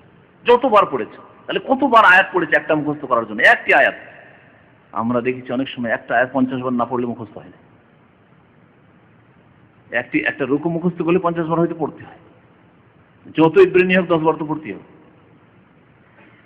তাহলে কতবার একজন হাফেজ, একজন আলেম একটি আয়াত পড়েছে। এত দূরে যদি ছেলে যায় তো বাবাকে কি আল্লাহ অনেক নিচে রেখে দেবে? বাবা যদি ফরজ ওয়াজিব ঠিক থেকে থাকে, হারাম কাবিরা থেকে বেঁচে থাকে, তো আল্লাহ পাক ছেলের সাথে আল্লাহনা বিহিম যুররিয়াতাহুম, কোরআনে কারিমে আছে যে বাবা মাকে ছেলে মেয়ের সাথে আমি মিলিয়ে দেবো, সাক্ষাৎ করিয়ে দেবো, কোরআন বলছে। তাহলে নিশ্চয়ই আল্লাহ পাক রব্বুল আলামিন ছেলের জন্য, মেয়ের জন্য, ভালো ছেলে ভালো মেয়ে, নেক ছেলে নেক মেয়ের জন্য আল্লাহ বাবা মায়ের মান সম্মান বাড়াবেন। আম হাদিস দ্বারা প্রমাণিত, কিন্তু 10 জন লোক জাহান্নাম ওয়াজিব হয়ে গেছিল, তাদেরকে জান্নাতে নিয়ে চলে যাবে, এত ক্ষমতা, এগুলি প্রমাণিত নয়। সুতরাং ওইসব বলার দরকার নেই। মারিফতি গান এই অশ্লীল গান চাইতে খারাপ। হ্যাঁ, ফিল্মের গান মারিফতি গান চাইতে ভালো। ফিল্মের গান ফাসিকি কাজ, গুনার কাজ, লম্পটি কাজ, আর এটা হচ্ছে শিরক কুফরি কাজ, মারিফতি গান। কারণ শিরক কুফরি ছাড়া তো কিছু নেই। একটা গানে গজলে বলছে, উর্দু শায়ের, উর্দু কবি, আরে এই নাদান ইহা মিলতা হে বেমাঙ্গি, রওজার কথা, নবীর কবর কথা ইশারা করে বলছে। বড় লম্বা একটা লাইন আমার মুখস্থ আছে, কারণ এসব শিরকি কথা। এমনিও গজলটা মুখস্থ অভ্যাস ছিল না। আরে এই নাদান বলছে, এই মূর্খ, এই নবীর দরবারে আসলে মিলতা হে বেমাঙ্গে, না চাইলেও পাওয়া যায়, না চাইলেও পাওয়া যায়। চিন্তা করেন তো, এইসব কবিতা পড়ার চাইতে এটা কুফরি। আর যারা অশ্লীল কবিতা পড়ছে, অশ্লীল গান পড়ছে, তারা ফাঁসে কি করছে? তো ফাঁসে কাফের চাইতে ভালো, অনেক ভালো। খুব সহজ ভাষায় বলতে পারতো যে যদি রমজান মাসে রোজা ছুটে থাকে, কোনো ব্যক্তির আর মারা যায়, তাহলে এই রোজার কি হবে? সহজ কথা। আগের কিছু কিচ্ছা কাহিনী কোথায় মারিফতি গান থেকে গজল থেকে কোথায় চলে এলো, কথা কোনো স্টেশন নেই। নবী সাল্লাল্লাহু আলাইহি ওয়াসাল্লাম বলেছেন মান মাতা ওয়া আলাইহি সিয়াম, কোন ব্যক্তি যদি মারা যায় আর ওর উপর রোজা থেকে যায়, ফরজ রোজা, সামা আনহু ওয়ালিয়হু, তাহলে তার আত্মীয় স্বজন ওয়ারিসিনরা রোজা রেখে নেবে। এটি হাদিস বুখারীর। এখন এই রোজা কোন রোজা, এই ক্ষেত্রে দুটি মত আছে। একদল বলছে শুধু মান্নতের রোজা, আর একদল বলছে মান্নত এবং ফরজ রোজা। মান্নত ফরজ রোজা, যে মান্নত করে নিয়েছে যে আমি এই রোজা রাখবো, আমার এই কাজ হয়ে গেলে এই রোজা রাখবো, মান্নত ফরজ। আর রমজান মাসের রোজাও যদি কোনো মৃত ব্যক্তির ছুটে গিয়ে থাকে, অসুস্থ ছিল, অসুস্থ অবস্থায় থেকে পরে সুস্থ হলে কিন্তু রোজা কাজা করতে পারেনি, মারা গেছে, গত রমজানের রোজা রাখতে পারেনি অসুস্থতার কারণে, আর তারপরে লোকটি মারা গেছে। মধ্যখানে হয়তো কিছুদিন সুযোগ পেয়েছিল, আচ্ছা রাখবো, শীতকাল আসো, ছোট দিন হোক, রাখবো করতে করতে হঠাৎ মারা গেছে। তাহলে সামা আনহু ওয়ালিহু, তার আত্মীয় স্বজনরা ওয়ারিসিন, যারা টাকা পয়সার ভাগ নেবে, জমি জায়গার ভাগ নেবে, তাদেরকে ওলিও বলা হয়েছে, তারা রোজা রাখে। কারণ যখন ধন সম্পদ নেবে তোমার বাবার মায়ের রোজা রাখো। এই মাসলাকে কোথায় আব্দুর রহমান নিয়ে গেল? মাসলাই যদি জানতে হয় তো এইটাকে কোথায় নিয়ে গেল? মারিফতিতে। এর সাথে মারিফতির কি সম্পর্ক? হ্যাঁ, খেলতামাশা করে, কিন্তু এর সাথে মারিফতির কি সম্পর্ক? এটা তো হলো ফিকার মাসলা মাসাইল, হাদিস দ্বারা প্রমাণিত। একজন মানুষ মারা গেছে, রোজা ছুটে আছে, কি করতে হবে রোজা? ইসলামে এই মারিফত নেই, যে মারিফতের কথা তারা বলছে। জি। বিসমিল্লাহির রহমানির রহিম, আলহামদুলিল্লাহি রাব্বিল আলামিন, ওয়াসসালাতু ওয়াসসালামু আলা রাসূলিহিল কারীম ওয়া আলা আলিহি ওয়া সাহবিহি আজমাইন। ওয়া বা'দ। ক্বালা আল মুআল্লিফ রাহিমাহুল্লাহু তাআলা কিতাবু বাদিল খালক। লেখক বলছেন যে এই অধ্যায় হচ্ছে বা এই পর্ব হচ্ছে সৃষ্টির সূচনা সম্পর্কে। বাদউন মানে শুরু হওয়া, আর খালক মানে সৃষ্টির সূচনা, আল্লাহ পাক যে সৃষ্টি আরম্ভ করলেন এই সম্পর্কে, এবং বিভিন্ন সৃষ্টির কথা উল্লেখ আছে এই অধ্যায়ে আল্লাহ পাকের। আবু হুরায়রা রাদিয়াল্লাহু তাআলা আনহু বর্ণনা করছেন যে রাসূলুল্লাহ সাল্লাল্লাহু আলাইহি ওয়াসাল্লাম বলেছেন, লাম্মা কাযাল্লাহু আযজা ওয়া জাল্লা আল খালকা, মহান আল্লাহ পাক যখন সৃষ্টি করার সিদ্ধান্ত নিলেন, কাযা মানে সিদ্ধান্ত নেওয়া, সৃষ্টি করার ফয়সালা করলেন, কাতাবা ফি কিতাবিন, তখন তিনি এক কিতাবে লিখলেন, ফাহুয়া ইনদাহু ফাওকাল আরশ, আর সেই লিখনিটি আল্লাহর নিকট আরশের উপর রয়েছে। একটি কিতাবে লিখলেন মানে একটি লিখনিতে লিখলেন। বিষয়বস্তু কি ছিল লিখার? এই বিষয়বস্তু, ইন্না রাহমাতি সাবাকাত গাযাবি, নিশ্চয় আমার রহমত আমার ক্রোধকে অতিক্রম করে গেছে, আমার ক্রোধকে, গজবকে পার করে গেছে। অর্থাৎ আল্লাহ পাকের ক্রোধও আছে জালেমদের উপর, নাফরমানদের উপর, মুশরিকের উপর, কাফিরের উপর, কিন্তু আল্লাহর রহমত যে আছে, এই রহমত গজব চাইতে বেশি আল্লাহ রাব্বুল আলামিনের। দুনিয়ার এই রহমতে কাফিরও শামিল, মুশরিকও শামিল, আর পাপিষ্ঠ মুসলিম যারা মুমিন ইমানদার মানে মুসলিম কিন্তু গুনাহগার, জালেম, আল্লাহর হকের ক্ষেত্রে ফরজ ওয়াজিব ছেড়ে জুলুম, হারাম কাজ করে জুলুম করে থাকে, অথবা মানুষের উপর জুলুম করে থাকে, তাদের উপরেও আল্লাহ পাকের রহমত প্রাধান্য পেয়েছে। যার ফলে আল্লাহ পাক জালেম, কাফেরকে, পাপিষ্ঠকে, বেদিনকে, বেনামাজিকে, সকলকে আল্লাহ পাক তার নিয়ামত, দুনিয়ার নিয়ামত দিয়ে রেখেছেন। রিজিক দিচ্ছেন, সুস্থতা দিয়েছেন, শান্তিতে রেখেছেন, ধন দৌলত দিয়েছেন, ছেলে মেয়ে দিচ্ছেন, যেমন মুমিনকে, সৎকর্মশীলকে, তেমন পাপিষ্ঠ, কাফেরকে, বেদিনকে, বেনামাজিকে, গুনাহগারকেও দিচ্ছেন।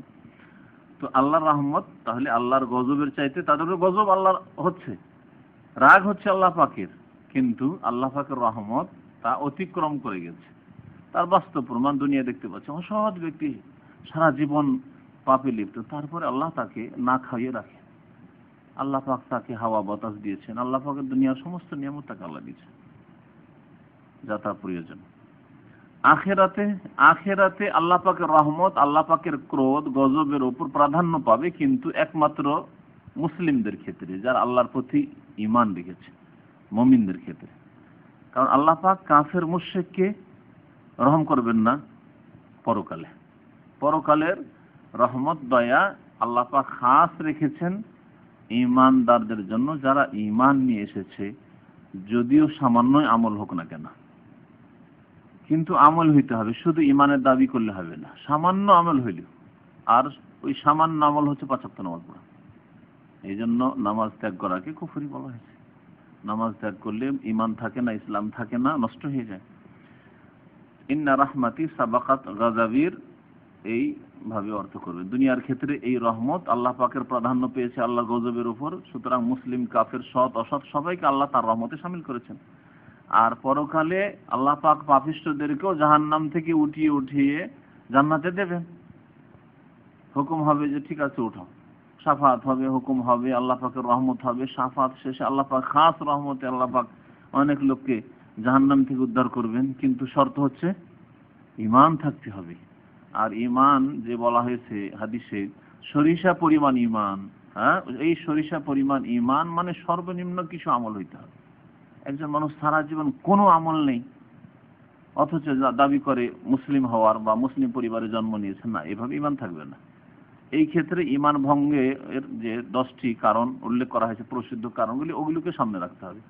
কারণ জন্মগত মুসলিম আর সে যদি তার ঈমানকে নষ্ট করে দিয়ে থাকে, ঈমানকে ভঙ্গ করে দিয়ে থাকে উজু নষ্ট করার মতো করে, তাহলে তো সেই ঈমানে কাজ হবে না।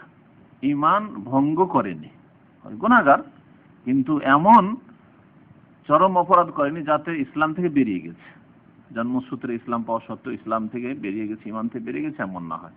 তাহলে তাদের উপর আল্লাহর রহমত হবে, জাহান্নামে যদিও জলে পুড়ে কোনোদিন না কোনোদিন জান্নাতে ফিরে আসবে। কিন্তু কোন ব্যক্তি কি বলবে যে আমি ওইরকম থাকবো, জাহান্নামে যাবো, একদিন তো ফিরে আসবো, যেমন এক শ্রেণীর জাহেল মূর্খরা বলে থাকে। দুনিয়ার ক্ষেত্রে কখনো বলতো না। এই কথা যদি কেউ বলে তার মানে তার পরকালে বিশ্বাস নেই। দুনিয়ার আগুনে যদি বলা হয় তোমাকে বেশি না, কোনোদিন তো ফিরে আসবো, কোনোদিন তো যাক উদ্ধার পাবো, এই কথা দুনিয়ার ক্ষেত্রে দূরের কথা। তোমাকে যদি বলা হয় 1 মিনিট আগুনে হাত রাখো, রাখবে না। 1 মিনিটের জন্য আছে আগুনে ঝাঁপ দাও তো দেখি আগুন জ্বলছে, কখনো দেবে না। কারণ চোখের সামনে আইনুল ইয়াকিন, আগুন দেখতে পাচ্ছি যে এতে ঝাঁপ দিলে 1 মিনিটের জন্য ঝাঁপ দিলে আমি পুড়ে যাবো। আর আখিরাতের ক্ষেত্রে কি করে বলতে পারে এক শ্রেণী জাহেল মুসলিমরা যেমন বলে যে আল্লাহ গাফুরুর রহিম, যদিও গুনাহগার, যদিও নামাজ পড়তে পারি না, আল্লাহ একদিন তো মাফ করবেন, আল্লাহ একদিন তো জান্নাত দেবেন। এরা বেঈমান, আসলে এরা মুমিন নয়। কারণ দুনিয়ার ক্ষেত্রে এরকম কথা কোনোদিন বলে না তারা। তো ঈমান ঠিক হইতে হবে যে ঈমান আল্লাহর কাছে গ্রহণযোগ্য, ঈমান যেন ভঙ্গ না হয়। আল্লাহ পাক আমাদের ঈমান এবং নেক আমলের হেফাজতের তৌফিক দান করেন। তারপরে বড় হাদিস আছে, এই বড় হাদিসের তরজমাটা একটু দ্রুত করছি যাতে করে শেষ করা যায়, না হলে থেকে যাব আমরা। মালিক ইবনে সাসা রাদিয়াল্লাহু তাআলা আনহু থেকে বর্ণিত 160 নম্বর হাদিস, এই হাদিসের কিতাব বলছেন তিনি, কালান নবী সাল্লাল্লাহু নবী করিম সাল্লাল্লাহু আলাইহি ওয়াসাল্লাম বলেছেন, বাইনা আনা ইনদাল বাইত, কোন এক রাতে আমি বাইতুল্লাহর নিকটে ছিলাম, বাইনান নাইমি ওয়াল ইয়াকজান, ঘুমন্ত এবং জাগ্রত ব্যক্তির মাঝামাঝি, মানে গাঢ় ঘুমেও ছিলাম না আর একেবারে জেগেও ছিলাম না, হালকা ঘুমে ছিলাম। ওয়া যাকারা বাইনার রাজুলাইনি, তারপরে উল্লেখ করেছেন দেখো 2 মানুষের মাঝখানে, মানে দুই ব্যক্তি ফেরেশতা, না এখানে বলা হয়েছে যাকারা বাইনার রাজুলাইন, মানে আমি 2 জন ব্যক্তির মাঝখানে শুয়েছিলাম। বলছেন যে কানা নাইমার বাইন আম্মি হামজা ওয়া জাফর ইবনে আম্মি আবি তালিব, একদিকে হামজা রাদিয়াল্লাহু তাআলা আনহু শুয়েছিলেন, আর একদিকে জাফর ইবনে আবি তালিব তার চাচাতো ভাই শুয়েছিলেন। বাইনার রাজুলাইন মানে আমি শুয়েছিলাম 2 জনের মাঝখানে। অন্য হাদিস আছে ইনদাল বাইত, এখানে বলা হয়েছে বাইতুল্লাহর পাশে, এই হাদিসে বলা হয়েছে। অন্য হাদিসে বলা হয়েছে আমি ছিলাম উম্মে হানির বাড়িতে। তাহলে দুটো সমন্বয় কি? দুটো সমন্বয় হচ্ছে যে উম্মে হানির বাড়িটা বাইতুল্লাহর কাছাকাছি ছিল, খুব নিকটে ছিল। তাহলে উম্মে হানির বাড়ির কথাটাও ঠিক আছে, আর বাইতুল্লাহর কাছে ছিলাম এই কথাও ঠিক আছে। উতি তো বেতাস্তি মিন যাহাবিন, আমার কাছে নিয়ে আসা হইল স্বর্ণের পাত্র। তস্তা আমাদের দেশের মানুষরা ব্যবহার করে, এই শব্দটি তস্ত ব্যবহার করে, জানেন কি না? হ্যাঁ হ্যাঁ লেখা হয় না তো, এই তস্ত পাত্র নিয়ে মলিয়া হিকমাতান ঈমান, যা হিকমতে এবং ঈমানে ভরা ছিল, ওই তস্ত।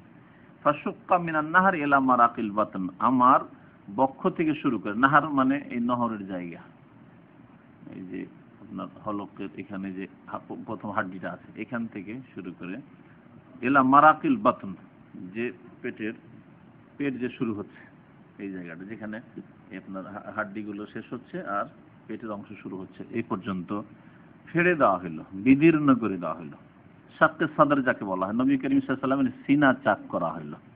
সিনা চাক করা ভাষাটি খুব আমাদের দেশে ভাষায় ব্যবহার করে। সিনা মানে বুক, আর চাক করা মানে ফেড়ে দেওয়া, বিদীর্ণ করা। সুম্মা গোসেল আল বাতন, তারপরে পেটকে ধুয়ে দেওয়া হলো বেমায়ে জমজম, জমজমের পানি দিয়ে। সুম্মা মলিয়া হিকমাতান ওয়া ঈমান, তারপরে হিকমত এবং ঈমান দিয়ে ভরপুর করে দেওয়া হলো। নবী করিম সাল্লাল্লাহু আলাইহি ওয়াসাল্লামের ভিতরকে ধুয়ে দেওয়া হইল, মানে কলব যেটা হার্ট, সেটাকে ধুয়ে দেওয়া হইল। কারণ মানুষ সৃষ্টিগত ভাবে মানুষের মধ্যে কিছু দুর্বল দিক রয়েছে, যেগুলো থেকে আমরা মুক্ত নই। কিন্তু দেখেন অনেক সময় আমরা এমন ক্ষেত্রে গরম হয়ে যায় যেখানে গরম হওয়া উচিত ছিল না। যতই বড় মানুষ হয় অনেক সময় এরকম হয়ে যায়। অনেক ক্ষেত্রে আমরা বেশি কথা বলে ফেলি, অথচ এখানে বেশি কথা বলা উচিত ছিল না। অনেক ক্ষেত্রে আমরা বাড়াবাড়ি করে ফেলি, পরে চিন্তা করি তো বাড়াবাড়ি করলাম। যদি বিবেক দিয়ে আপনি সুস্থ মস্তিষ্কে চিন্তা করেন তাহলে এই যে রোগগুলি, তারপরে মানুষের অন্তরে আরো বহু ব্যাধি আছে। কলবে হিংসার ব্যাধি আছে, শত্রুতার ব্যাধি আছে, বিদ্বেষের ব্যাধি আছে, ঘৃণার ব্যাধি আছে। এগুলি অন্তরের ব্যাধি, আমরাজুল কুলুব।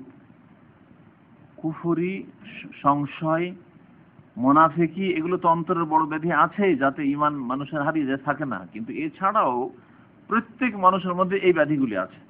আপনার সাথে বেশি যদি কেউ পাশাপাশি থাকে, আর যদি বেশি বড় লোক হয়ে যায়, বেশি ইনকাম করে, হিংসা হচ্ছে। বেশি উন্নতি করলে আপনার সাথে বেতন বেশি বেড়ে গেল, হিংসা হচ্ছে। এই রোগগুলি আমাদের মধ্যে আছে। খুব বেশি আল্লাহ ভীরু হয়ে গেলে হয়তো খানিকটা ওর ঊর্ধ্বে, যদিও শয়তান কখনো খেয়াল নিয়ে আসে, আরে ও আমার সাথে বেড়ে গেল, আস্তাগফিরুল্লাহ আস্তাগফিরুল্লাহ, যা আউট করিয়ে দেবে। কিন্তু মনে আসছে, খেয়াল আসছে এরকম ধরনের। নবী করিম সাল্লাল্লাহু আলাইহি সাল্লামকে ওই সমস্ত দুর্বলতা থেকে মুক্ত করার জন্য শাক্কে সাদর করা হয়েছে, মানে বক্ষ বিদীর্ণ করে ওগুলোকে ধুয়ে সাফ করে দেওয়া হয়েছে। একবার বাল্য জীবনে করেছেন আল্লাহ পাক রব্বুল আলামিন ফেরেশতা দিয়ে, বাল্য জীবনে যখন হালিমা সাদিয়ার বাড়িতে ছিলেন। তারপর আরেকবার এই মেরাজের সময় করেছেন। এই জন্য নবী করিম সাল্লাল্লাহু আলাইহি সাল্লামের মধ্যে মানুষ হিসাবে যেসব ত্রুটি থাকার সম্ভাবনা ছিল, সেগুলি থেকে আল্লাহ পাক পবিত্র করে দিয়েছেন তাকে। এই ছিল হিকমত নবী সাল্লাল্লাহু আলাইহি সাল্লামের বক্ষ বিদীর্ণ করার, সিনা চাক করার। ওয়া উতিত বিদাব্বাতিন, তারপরে আমার কাছে নিয়ে আসা হলো একটি জানোয়ার, জন্তু। দাব্বা জন্তু, যে প্রাণী চলে জমিনে তাকে দাব্বা বলা হয়। ওমা মিন দাব্বাতিন ফিল আরদ, কোরআনে বলা হয়েছে যে কোনো জন্তু প্রাণীকে বলা হয়েছে। কিন্তু এই জন্তুটি কেমন ছিল? আবিয়া, সাদা রঙের ছিল। দুনাল বাগলে, খচ্চরের চাইতে ছোট ছিল। অফাকাল হেমার, গাধার চাইতে একটু বড় ছিল। গাধা আর কি খচ্চর, আর একটা হচ্ছে ঘোড়া। তো খচ্চর আর গাধার মাঝামাঝি ছিল বলা হলো। খচ্চর চাইতে আর একটু বড় হয় ঘোড়া। ঘোড়া তো দেখেছেন, অনেকে খচ্চর দেখেননি, কিন্তু গাধাও দেখেছেন হয়তো। তো গাধা বেশি ছোট, ওর চাইতে একটু বড় হয় খচ্চর, আর খচ্চর চাইতে বড় হয় ঘোড়া। এই জন্তুটি যেটি নিয়ে আসা হয়েছিল ওর নাম হচ্ছে আল বুরাক, আর সেটি হলো বোরাক। আসলে ছিল হুয়াল বোরাক, আর তার নাম হচ্ছে বোরাক, যে শব্দটির উৎপত্তি হচ্ছে বার্ক থেকে। বার্ক মানে বিদ্যুৎ, এই যে বিজলি, বিদ্যুৎ। তো বিদ্যুতের গতির মতো, এ তো মানুষের তৈরি করা বিদ্যুৎ, এর চেয়ে তো দ্রুত। বিদ্যুৎ মানে আল্লাহ পাকের যে বিদ্যুৎ, হ্যাঁ, যে বিদ্যুৎ যখন মেঘ চমকায়, মেঘলা আকাশ থাকে, তখন যে দেখতে পান কত দ্রুত গতি, ওই রকম গতি ছিল এই বোরাক জন্তু। এই জন্য ওর নাম রাখা হয়েছে বোরাক। ফান্তালাকতু মা জিবরিল, তারপর আমি চলতে লাগলাম জিবরাইল আলাইহিস সালামের সাথে। হাত্তা আতাইনা সামা দুনিয়া, তারপরে আসমানি দুনিয়ায় পৌঁছে গেলাম, মানে প্রথম আসমানে। আসমানি দুনিয়া মানে দুনিয়ার কাছাকাছি আসমান, যেটা আসসামা দুনিয়া, সামার সিফাত হচ্ছে দুনিয়া, আর দুনিয়া মানে নিকটবর্তী হয়, আর নিকটবর্তী আকাশও বলতে পারেন। কিলা, তখন জিজ্ঞাসা করা হলো, মান হাজা, ইনি কে? কালা জিবরিল, জিবরাইল আলাইহিস সালাম বললেন, কালা জিবরিল না, মান হাজা, এ কে? প্রথম জিজ্ঞাসা করলো। কাল বললেন জিবরিল, মানে আনা জিবরিল। প্রথম জিবরাইল আলাইহিস সালাম নিজের পরিচয় দিলেন। কাকে বলছেন তাহলে? হ্যাঁ, ফেরেশতারা যারা আকাশের দরজায়, গেটে পাহারায় আছেন। তাহলে এই হাদিস স্পষ্ট প্রমাণ করে যে প্রত্যেকটি আকাশ আছে এবং আকাশের দরজা আছে। লা তুফাত্তাহু লাহুম আবওয়াবুস সামাই, কোরআন বলছে যে আবওয়াবুস সামা আছে, আসমানের দরজা আছে। সুতরাং যদি সায়েন্স বলে যে না না না, দূরের জিনিস দেখতে অন্ধকার লাগে, আর ওই মেঘলা মেঘলা লাগে বা নীল লাগে, আসলে আকাশ বলে কিছু না, যেমন এক যুগে সায়েন্টিস্টরা বলতো, এসব ভ্রান্ত কথা। কারণ কোরআন হাদিস বলছে যে আসমান আছে, এবং আসমান মানে শুধু দেখতে লাগছে আসমানের মতো এমন নয়, বরং আসমান আসলে আছে, আর আসমানের দরজা পর্যন্ত আছে, আর দরজায় পাহারাদার ফেরেশতাও নিযুক্ত আছেন। এই সমস্ত কিছু কোরআন হাদিস দ্বারা প্রমাণিত।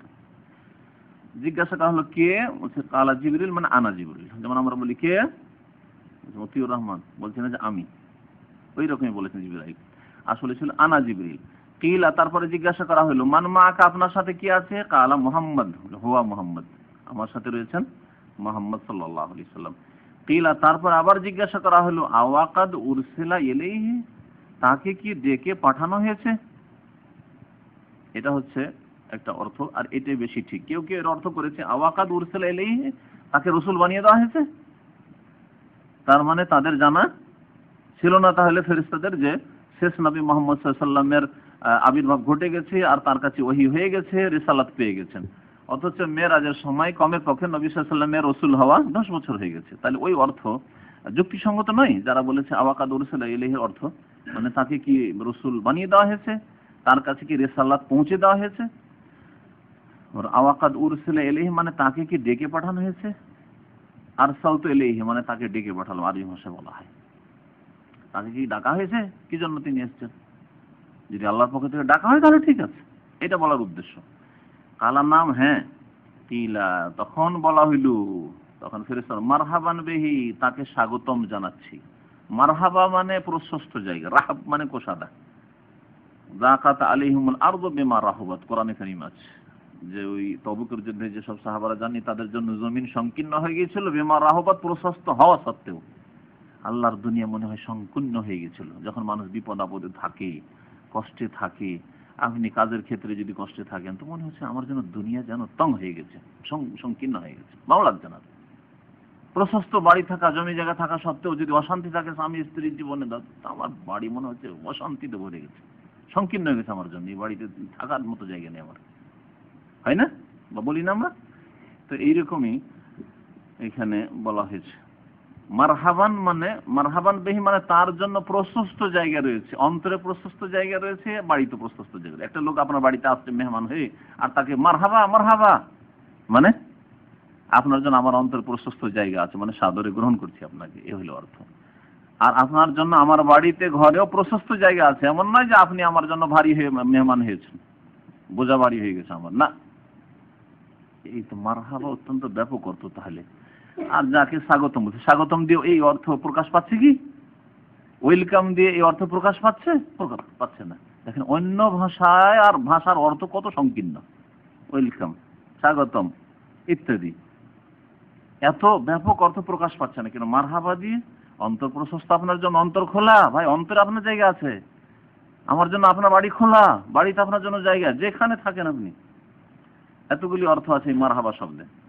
ওয়ালা নেমাল মাজিউ জা, এবং তার আশা বড়ই উত্তম হয়েছে। ওয়ালা নেমাল মাজিউ যাওয়া, সে উত্তম আগমন করেছেন, মানে তার আশা বড়ই এখানে আগমন উত্তম হয়েছে। সাতাই তো আলা আদম, তারপরে আদম আলাইহিস সালামের কাছে পৌঁছলাম। তার প্রথম আকাশে আদম আলাইহিস সালামের সাথে দেখা হলো। ফাসাল্লাম তো আলাইহি, তাকে সালাম করলাম। ফাকালা মারহাবান বিকা মিন ইবনিন ওয়া নাবিয়িন, আপনাকে স্বাগতম বা তোমাকে স্বাগতম, যেহেতু আদম আলাইহিস সালাম পিতা, সেজন্য তুমি বলে সম্বোধন করা বেশি ভালো। যদিও আজকাল আমাদের সিদ্দিক ভাইয়ের মতো দেখছি যে মোহাম্মদকে আপনি বলছে, আর তারপর সিদ্দিক ভাই তো মোহাম্মদকে বলছে যখন 16-17 বছর বয়স। অনেকে 1 বছর 2 বছরের ছেলেকেও আপনি বলা আজকাল ফ্যাশন হয়েছে ছেলেদেরকে, আর ছেলে আবার বাবাকে তুমি বলছে, আরো আশ্চর্য লাগে। হ্যাঁ, দুই দিক থেকে যদি আপনি আপনি হয় তবু চলে, ব্যালেন্সটা ঠিক আছে। কিন্তু আজকালকার ছেলেরা বাবা মাকে মা তুমি, বাবা তুমি, আর বলছে আপনি কেমন আছেন বাবু, ভালো আছেন বাবু।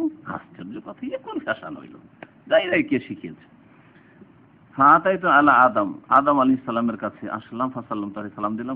বললেন তিনি যে মারহাবান বিকা, তোমাকে স্বাগতম জানাচ্ছি মিন ইবনিন, তুমি আমার ছেলে এবং নবী, মানে আমার ছেলে এবং নবীকে আমি স্বাগতম জানাচ্ছি। ফাতাইনা সামা সানিয়া, তারপরে দ্বিতীয় আকাশে আসলাম। কিলা, তারপর বলা মান হাজা, কে? কালা জিবরিল। কিলা মান মাকা, আপনার সাথে কে? কালা মুহাম্মদ। কিলা আওয়াকাদ উরসিলা ইলাইহি, তাকে ডেকে পাঠানো হয়েছে। কালা নাম, ওই আগের প্রশ্নগুলি ওই রকমই আসবে, সুতরাং একটু তাড়াতাড়ি।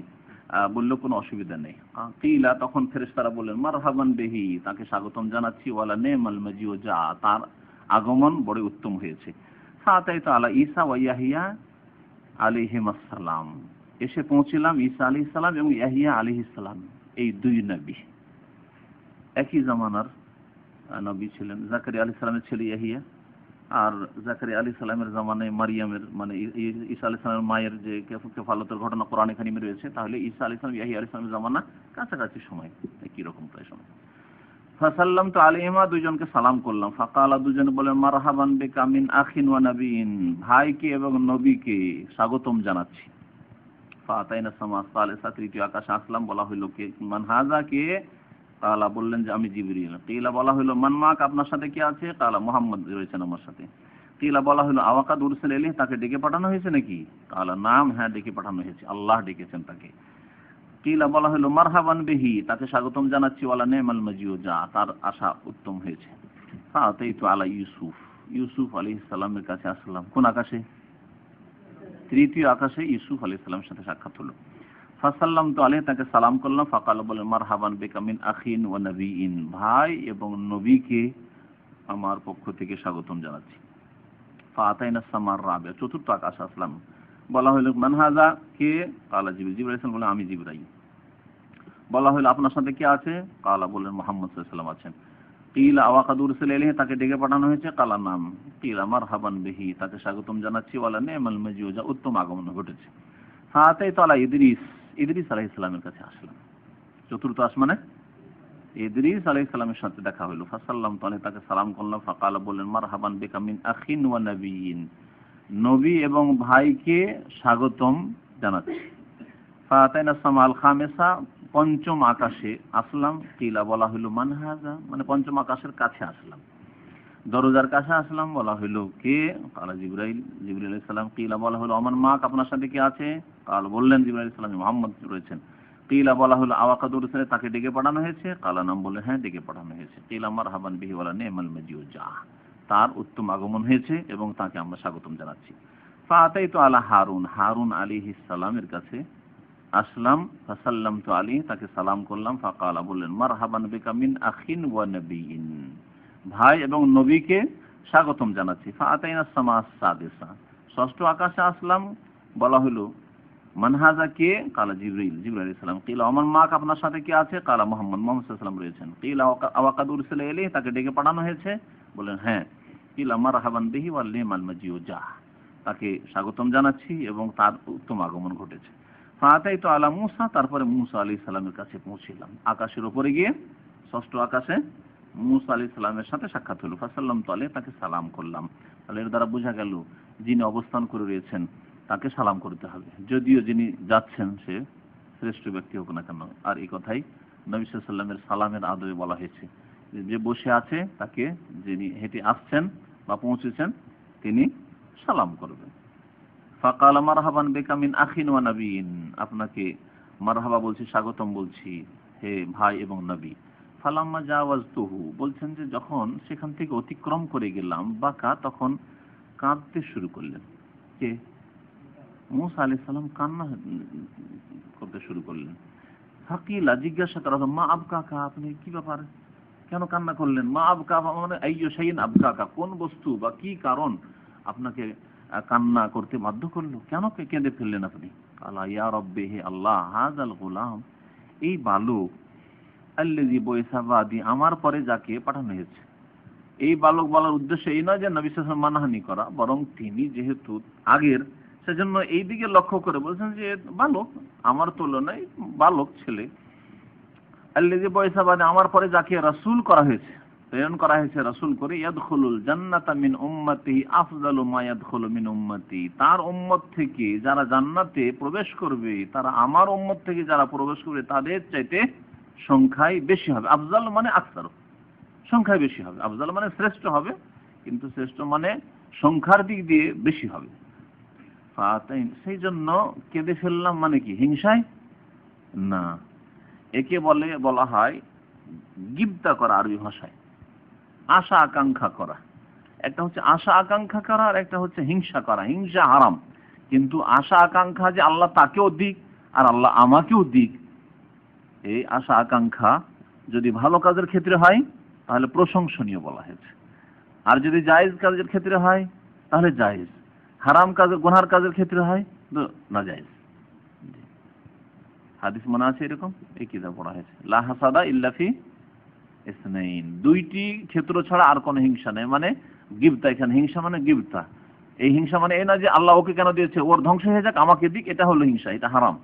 আর যদি মানে আল্লাহ ওকে দিয়েছে, ওর কাছেও থাক আলহামদুলিল্লাহ, কিন্তু আল্লাহ পাক যেন আমাকেও দেয়, ওকে এত বড় আলেম করেছে, আল্লাহ যদি আমাকেও বড় আলেম করে, আমি পড়াশোনা করছি, আমার ছেলেকে এরকম আলেম করে, এই না যে আল্লাহ ওকে কেন করেছে, ওকে আল্লাহ পাগল করে দিক আর আমাকে দিয়ে দিক, এটা হারাম। কিন্তু যদি আল্লাহ তাকে ভালো আলেম করেছো, তুমি ইমাম ইবনে তাইমিয়া বানিয়েছো, আল্লাহ ইমাম বুখারী বানিয়েছো, আল্লাহ আমার ছেলেকে এরকম ইমাম বুখারী বানাও।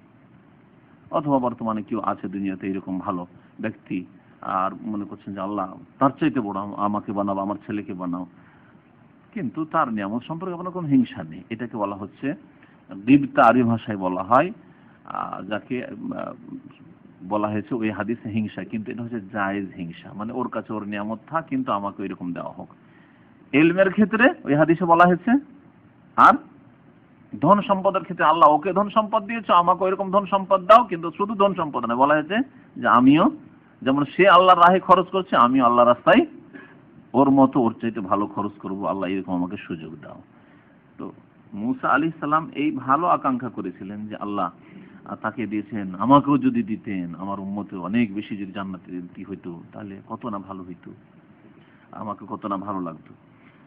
ফাতাইনা সামা সাবিয়া, তারপরে বলছেন যে সপ্ত আকাশে আসলাম।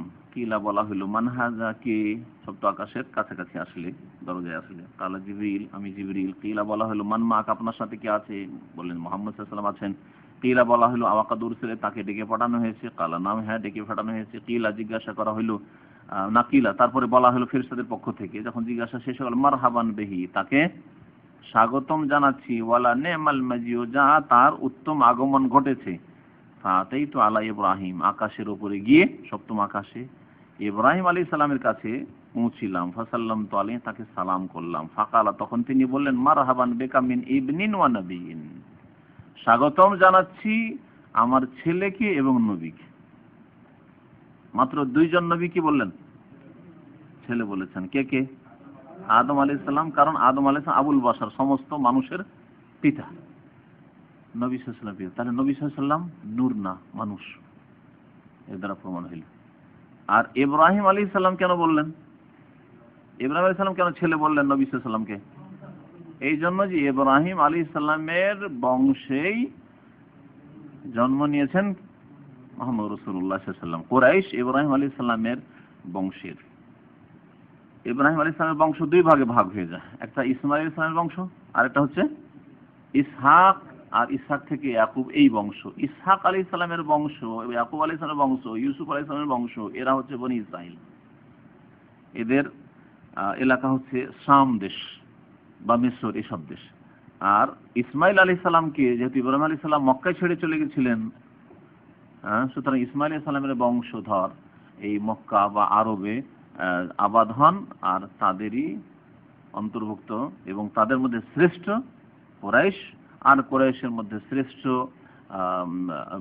আব্দু মানাফের বংশ বা বানু হাশেম, হাশেম গোত্র, আর হাশেম গোত্রের মধ্যে শ্রেষ্ঠ মুহাম্মদ রাসূলুল্লাহ সাল্লাল্লাহু আলাইহি ওয়াসাল্লাম, যেমন হাদিসে বলা হয়েছে। তারপরে দেখা হয়ে গেল ফারুফিয়া ইলাইয়াল বাইতুল মামুর, আমার সামনে পেশ করা হলো বাইতুল মামুরকে। তাহলে বাইতুল মামুর কোথায় পেশ করা হলো? সপ্তম আকাশে। ফাসাআলতু জিবরিল, জিবরিল আলাইহিস সালামকে জিজ্ঞাসা করলাম, ফাকালা, যে এটা কি, এই ঘরটা কি? তখন তিনি বললেন হাযাল বাইতুল মামুর, এর নাম হচ্ছে আল বাইতুল মামুর। কোরআনে কারীমে বাইতুল মামুরের কথা উল্লেখ আছে, আল্লাহ পাক শপথ করেছেন। হ্যাঁ, কোন সূরায় মনে আছে? সূরা তুরে না? হ্যাঁ, পিছনে হাফেজ বসে আছে, অবস্থা আছে। অতুর ও কিতাবিম মাসতুর ফি রাক্কিম মানশুর ওয়াল বাইতুল মামুর, আল্লাহ পাক বাইতুল মামুরের শপথ করেছেন। এ হচ্ছে বাইতুল মামুর। ইউসাল্লি ফিহি কুল্লা ইয়াউমিন ৭০ আলফা মালাক, আসমানের কাবা, আসমানের বাইতুল্লাহ, আর জমিনের বাইতুল্লাহ হচ্ছে আল্লাহর কাবা। এখানে এই আল্লাহর এই বাইতুল মামুর ঘরে প্রতিদিন 70,000 মালায়েকা ফেরেশতা নামাজ আদায় করেন, সালাত আদায় করেন। ইজা খারাজু, যখন তারা বেরিয়ে পড়েন, লাম ইয়াউদু আখিরু মালিম, শেষ পর্যন্ত আর ফিরে আসার কোনো সুযোগ পান না। এত সংখ্যক ফেরেশতা আছে, 70,000 করে কুল্লে আমিন প্রতিদিন। আর কত দিন অতিবাহিত হয়ে গেছে আসমান জমিন সৃষ্টি হওয়ার, বাইতুল মামুর সৃষ্টি হওয়ার পর, আর কতদিন কিয়ামত পর্যন্ত আছে, আর এই পালা ফিরে আসবে না, আর কোনো সুযোগ আসবে না।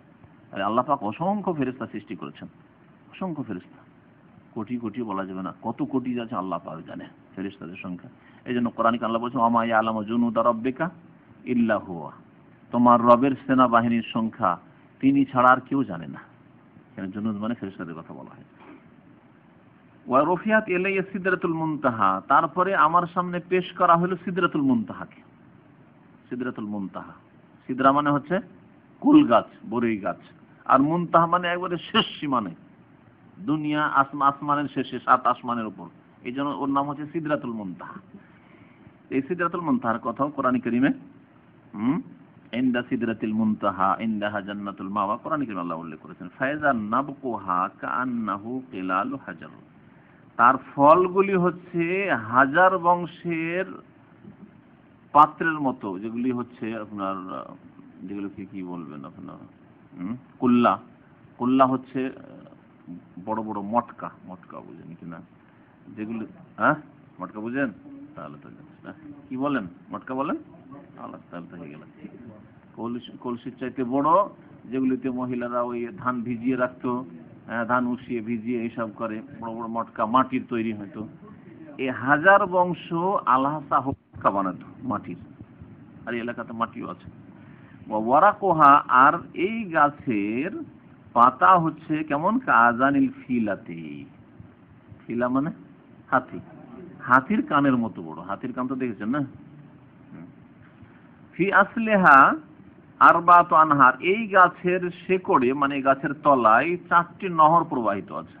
নাহরানে বাতে নানে, 2টি আভ্যন্তরীণ নহর নদী, ও নাহরানে জাহেরানে, আর 2টি হচ্ছে প্রকাশ্য নহর, প্রকাশ্য নদী। ফাসালতু জিবরিল, জিবরিল আলাইহিস সালাম জিজ্ঞাসা করলাম যে এই বাতেনি নহর আর জাহেরি নহর, এই বাতেনি নহর আর জাহেরি নহর কি, হ্যাঁ, গোপনীয় নহর বা আভ্যন্তরীণ নহর আর প্রকাশ্য নহর, এর অর্থ কি? ফাকাল আম্মাল বাতেনানে, আর ওগুলো কি? এই 2টি যে বাতেনি নহর, আভ্যন্তরীণ নহর, ফাফিল জান্নাতে, এই 2টি জান্নাতে, জান্নাতে পাবেন এই নহর। ওয়াম্মা জাহেরান, আর প্রকাশ্য নহর 2টি নদী, এই নদী দুনিয়াতে আছে, একটি হচ্ছে ফোরাত নদী, আর একটি হচ্ছে নীল নদ। ফোরাত নদী কোথায়? ইরাকে। আর নীল, নীল দরিয়া বলে, দরিয়া, দরিয়া কাকে নীল দরিয়া বলে মশহুর, নীল দরিয়া, নীল নদ। বড় নদী হলে নদ। আচ্ছা, গঙ্গা বা পদ্মা এত বড়, তারপরে পদ্মাকে কি বলছে, নদ বলছে না নদী? কেন? রহস্য জানেন? পদ্মা কি কম বড়? গঙ্গা কম বড়? ভারতে থাকলে ওর নাম গঙ্গা, আর যেমন বাংলাদেশে ঢুকলো, বাংলার জমিনে ঢুকলো, তখন পদ্মা ওর নাম, একই নদী। কিন্তু অনেকে জানে না, কিন্তু মনে করে যে পদ্মা আলাদা নদী আর গঙ্গা আলাদা নদী। না না, পদ্মা এটাই। এটা ঢুকলো যে ফরাক্কা হয়ে, যেটা ঢুকলো, ফরাক্কা পার হলে আর 7 কিলোমিটার 8 কিলোমিটার পরে বাংলাদেশে ঢুকে গেল, তারপর ওর নাম পদ্মা। পদ্মার ইলিশ খুব মশহুর। ওই দিক থেকে এসছে, যমুনা এসছে, মেঘনা এসছে, অন্য নদী এসছে, কিন্তু পদ্মা কোথায়? তো পদ্মা গঙ্গা এত বড় নদী হওয়া সত্ত্বেও এর নাম নদ নয়, কেন নদী? কেউ উত্তর জানেন না? এর উত্তর হচ্ছে হিন্দুদের ধর্মীয় বিশ্বাস। হিন্দুদের ধর্মীয় বিশ্বাস হচ্ছে যে গঙ্গা, পদ্মা এটা হচ্ছে দেবী, আর দেবী হচ্ছে স্ত্রীলিঙ্গ, সুতরাং এই নদ নয়, এটা নদী, এই জন্য নদী। ব্রহ্মপুত্র যে পুরুষ, ও পুরুষ, ওটা হচ্ছে দেবতা, দেবী নয় ওটা, এই জন্য। সুম্মা ফরিজাত আলাইহি খামসুনা সালাতান, তারপরে আমার উপর 50 ওয়াক্ত নামাজ ফরজ করা হইল, 50 ওয়াক্ত সালাত ফরজ করা হইল। ফাকবালতু হাত্তা যেতু মুসা, আসলাম ফিরে, ফাকবালতু মানে ফিরলাম, আসলাম, হাত্তা যেতু মুসা, মুসা আলাইহিস সালামের কাছে পৌঁছে গেলাম। মুসা আলাইহিস সালাম কোথায় ছিলেন? ষষ্ঠ আকাশে। ফাকালা মা সানাতা, আপনি কি করে আসলেন? কুলতু, আমি বললাম ফরজাত আলাইয়া খামসুনা সালাতান, আমার উপর আমার উম্মতের উপর 50 ওয়াক্ত সালাত ফরজ করা হয়েছে। কাল, বললেন আনা আলা বিন নাস মিনকা, আপনারা চাইতে আমি মানুষের স্বভাব সম্পর্কে আমি বেশি জানি, মানুষ যে কেমন তা আমি বেশি জানি, কারণ আমি সবচাইতে বদমাশ জাতির নবী ছিলাম, বনি ইসরাইল। আলাজতু বনি ইসরাইল আসাদ্দাল মুআলাজা, আমি বনি ইসরাইলদের রোগ সারাবার কঠোর প্রচেষ্টা চালিয়েছি। আলাজা মানে তাদের সাথে আদান প্রদান করা, এটা হচ্ছে অর্থ। আর আলাজা মানে আবার এলাজ করা হয়, মানে চিকিৎসা করা। এই জন্য এমন অর্থ করলাম যেটা শব্দের সাথে কাছাকাছি থাকে। আলাজতু বনি ইসরাইল আসাদ্দাল মুআলাজা, আমি বনি ইসরাইলদের রোগ সারাবার আপ্রাণ চেষ্টা করেছি, তাদের ভুল ভ্রান্তি ত্রুটি পাপ মুক্ত করা অনেক চেষ্টা করেছি, সংশোধন করার চেষ্টা করেছি। মাত্র 40 দিন গিয়েছেন তাওরাত আনতে, এদিকে বাছুর পূজা শুরু করে দিয়েছে, গো পূজা শুরু করে দিয়েছে। আর ওই গো পূজা এমন পূজা করলো বনি ইসরায়েলরা যে ভারত পৌঁছে গেল এখন পর্যন্ত গরু পূজা হচ্ছে। এই গরু পূজা কিন্তু প্রথম শুরু করেছে বনি ইসরায়েলরা, আর এখান থেকে নিয়ে গেছে ওই আর্যরা, ব্রাহ্মণ জাতি যে গিয়েছে ভারতে, এই গরু পূজায় মিশর থেকে নিয়ে গেছে। ওয়াইন্না উম্মাতাকা লা তুতিকা, আপনার উম্মত আরো দুর্বল। মুসা আলাইহিস সালামের উম্মত 400 500 700 বছর বাঁচত, তারা 50, কত শক্তিশালী, তারা কত উঁচা, কত বডি তাদের মজবুত, তারপরেও তারা পারেনি আল্লাহর ওয়াদা এই আবদ্ধ থাকতে, আল্লাহ পাকের ইবাদতবন্দি ঠিক করে করতে। তাহলে আপনার উম্মত তো পারবে না। ওয়াইন্না উম্মাতাকা লা তুতিক, আপনার উম্মত দের সক্ষমতা নেই বা আপনার উম্মত এটা করতে পারবে না। ফারজি ইলা রাব্বিকা, আপনার রবের কাছে ফিরে যান। ফাসআলু তাখফিফ, তাকে বলেন, তার কাছে চান হালকা, হালকা করা চান, হালকা করে দিন। ফারাজাতু, আমি ফিরে আসলাম। ফাসআলতু, আল্লাহর কাছে আমি দরখাস্ত করলাম, চাইলাম। ফাজআলা 40, আল্লাহ 40 করে দিলেন। এই হাদিসটা যেটা প্রসিদ্ধ হাদিস, তাতে প্রত্যেকবারে 10 কমাবার কথা আছে, তবে একটি হাদিস আছে যাতে 5 করে কমাবার কথা আছে। সেজন্য দুটি সমন্বয় করতে গিয়ে কেউ কেউ বলেছেন যে এই হাদিসে সংক্ষেপ করে দেওয়া হয়েছে। নবী সাল্লাল্লাহু আলাইহি ওয়াসাল্লাম অনেকবার ফিরেছেন, প্রত্যেকবার 5 করে কমানো হয়েছে, 5 করে কমানো হয়েছে, 5 করে কমানো হয়েছে, হতে পারে, আল্লাহু আলাম। সুম্মা মিসলা, অথবা বর্ণনাকারীর ভ্রম হইতে পারে। বুখারী শরীফে যে হাদিস সেটা হচ্ছে 10 করে কমানোর হাদিস। ফাজা আলাহা 40, 40 করে দিলেন। সুম্মা মিসলাহু, তারপরে আবার ফিরে গেলেন, তারপরে অনুরূপ করা, ফাজা আলাহা মানে আবার ফিরে গেলাম, আবার মুসা আলাইহিস সালাম ফিরতে বললেন, তারপরে ফাজা আলাহা 30 করে দিলেন।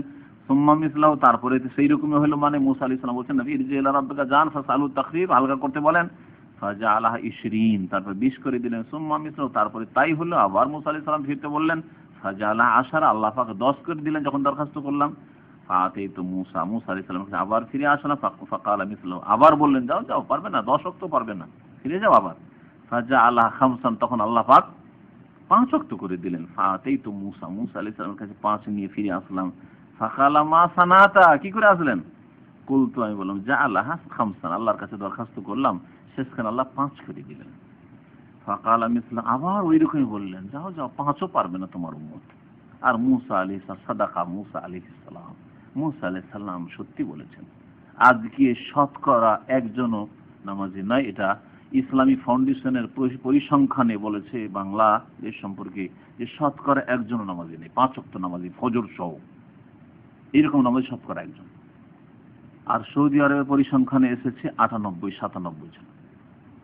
কি অবস্থা!